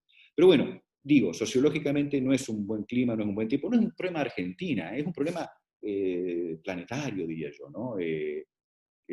Las redes sociales llevan a escrutar permanentemente las decisiones de los poderes públicos y a objetarlas y a criticarlas y a condicionarlas. Las condicionan.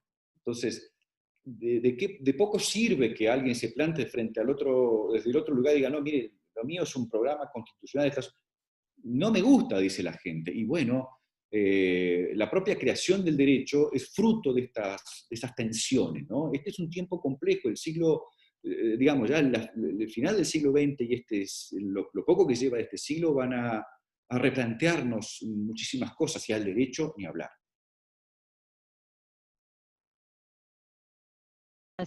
Gracias, Ricardo. Realmente muy buenas tus reflexiones. Quiero solo aclararte que más que un reclamo gremial, lo mío es una descripción objetiva de lo que estamos pasando. Yo también con Jorge tengo una relación excelente, nos respetamos mucho mutuamente, pero esto de la pandemia es como que puso todo como muy arriba de la mesa, como que expuso todo de una manera exponencial, porque aparte con esta cuestión de la incertidumbre que no se sabe que hasta cuándo, que cómo, que qué pasa, y bueno, la población bajo encierro lo padece de una manera muy fuerte y muy especial porque se tomaron decisiones de entrada, de suspender visitas, de suspender salidas transitorias, que por supuesto que en el contexto del COVID resultaron de alguna manera razonables, pero que luego los jueces no pudieron, justamente por esto que vos reflexionás, a mí me parece que hay mucha presión, pero a mí me parece que con honestidad,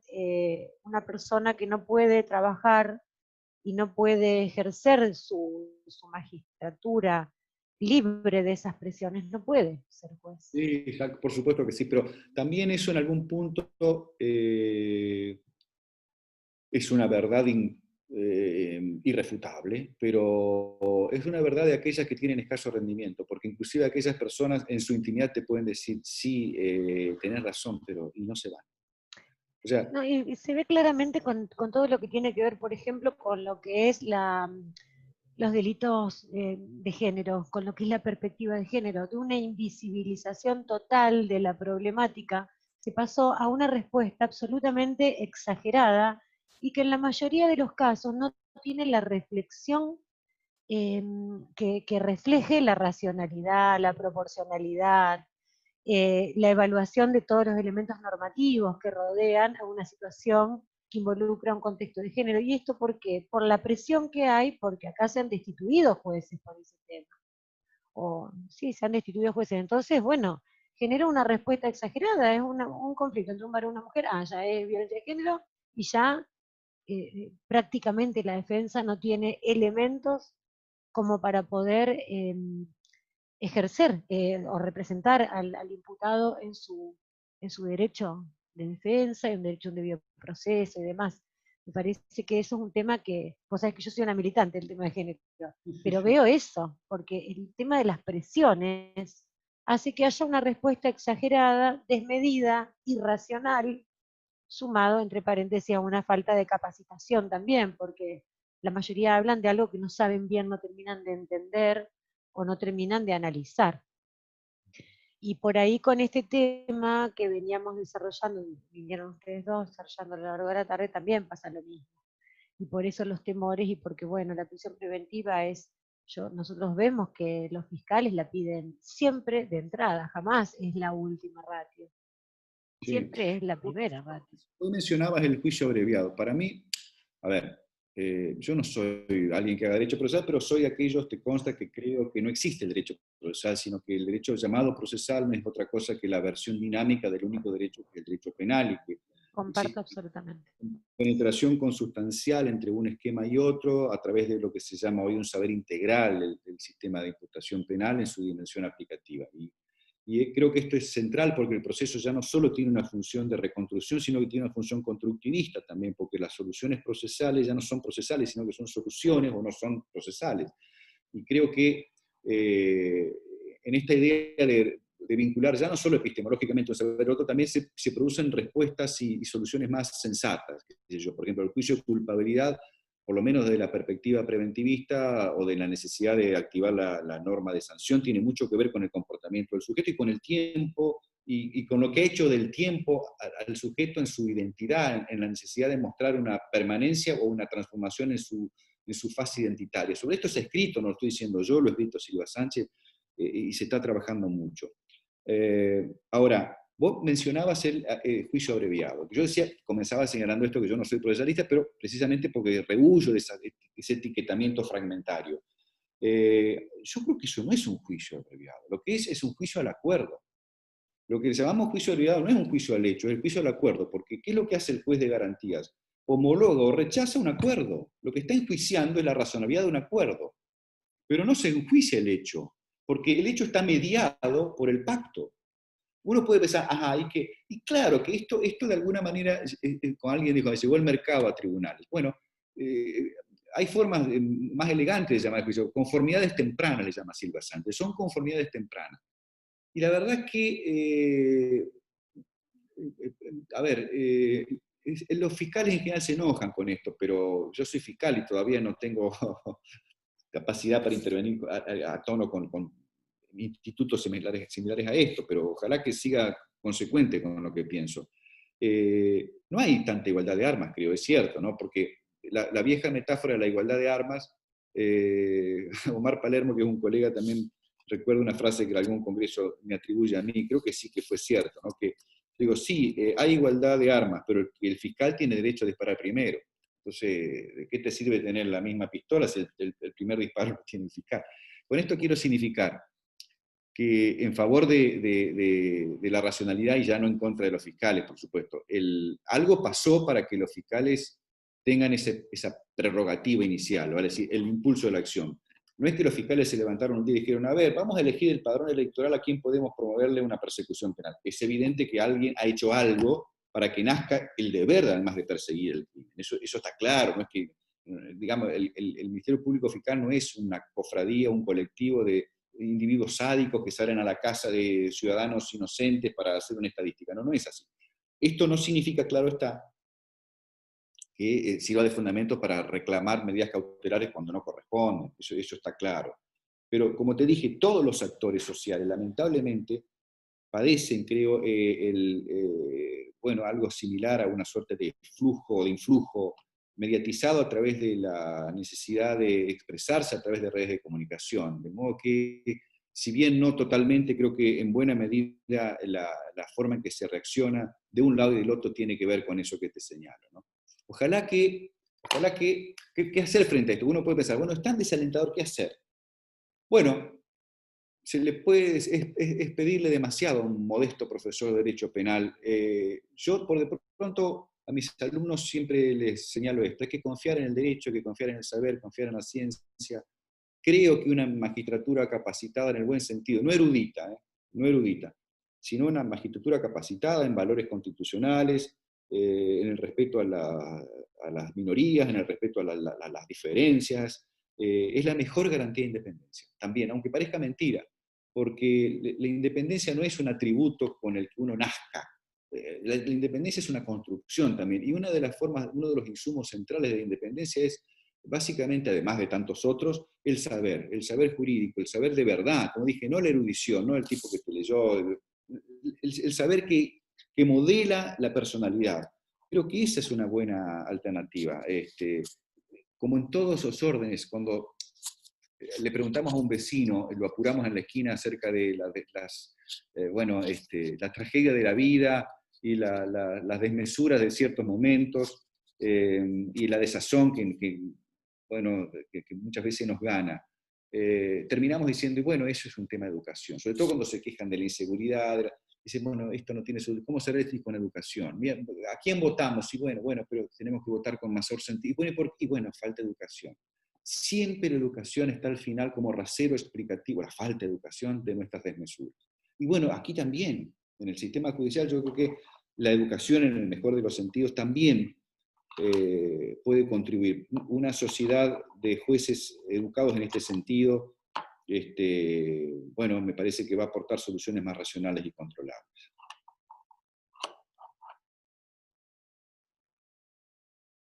No se te Totalmente de escucha. acuerdo. Ahora sí, lo apago para que no moleste el ruido y después me cuesta poner. Totalmente de acuerdo, Ricardo. No sé si alguien quiere agregar, decir algo.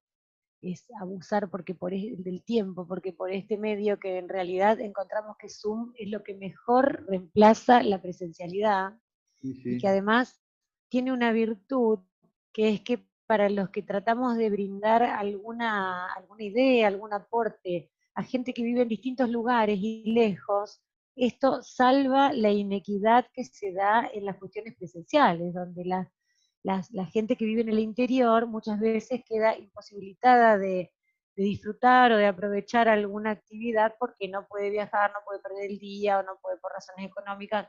Esto llega a todos de una manera muy, muy equitativa y está bueno, pero hace que por el tiempo, sobre todo para los que exponen, se hace un poco largo. Te agradecemos enormemente. Gisela saludó en el chat, se tuvo que retirar porque tenía un compromiso con sus defendidos, no sé qué habrá tenido con los presos, alguna reunión. Bueno, realmente un placer, Ricardo, siempre es lindo escucharte, tengo la suerte de poder escucharte seguido, porque saben que el profesor Álvaro es un profesor muy generoso y nos acompaña siempre en todas nuestras iniciativas, tanto aquí en el Instituto de Capacitación de la Defensa como en otras actividades que desarrollamos desde la universidad. Bueno, Así que bueno, un muy gusto. agradecida, Ricardo, y te vamos a mandar el mate con ese pajarito que te cuenta que vos querés mucho. Un regalo que tenemos institucional, tenemos con quién mandarlo. Porque al Chaco lo tenemos que mandar por correo, ahora viste que no hay nada, así que, No, después te aporto a quién me lo pueda traer en todo caso. Porque bueno, cómo no, para cómo mí, no. teniendo en cuenta el origen que tiene de alguien que aprecio mucho como tu persona y tu gestión. Así Gracias, que Ricardo. a todos, y bueno, a disposición de ustedes. Fue un gusto. Faltó el café, porque entre las cosas que tiene la presencialidad, no solamente Exacto, la cada uno media lunita, el cafecito, eso falta, bueno. y el aroma del café Sí, compartido con sí, sí, otros sí. Y nos recibe. el break que uno ahí charla y tenés esa Bueno, posibilidad por ahí de los alumnos de acercarse a vos, porque bueno, después nosotros estas clases las grabamos y las subimos a nuestra página, pero si querés también te mandamos el link. bueno, Todos los demás saben que lo tenemos porque está lindo por ahí para rever y revisar algunas cosas. bueno, me tendría que haber Muchísimas peinado, gracias. estoy sin corbata, pero bueno, no importa. Estás bárbaro, todos estamos así, viste que a la tarde medio que uno, pero estás bárbaro, siempre bien presentado. Bueno, Gracias a todos y a todas por la presencia y seguimos el martes, ya empezamos a tocar el tema, la problemática del encierro. Les agradezco mucho a todos y a todas la gente que participó, especialmente a los profesores, pero también a cada uno de ustedes. Gracias. Chao. adiós. Cierro.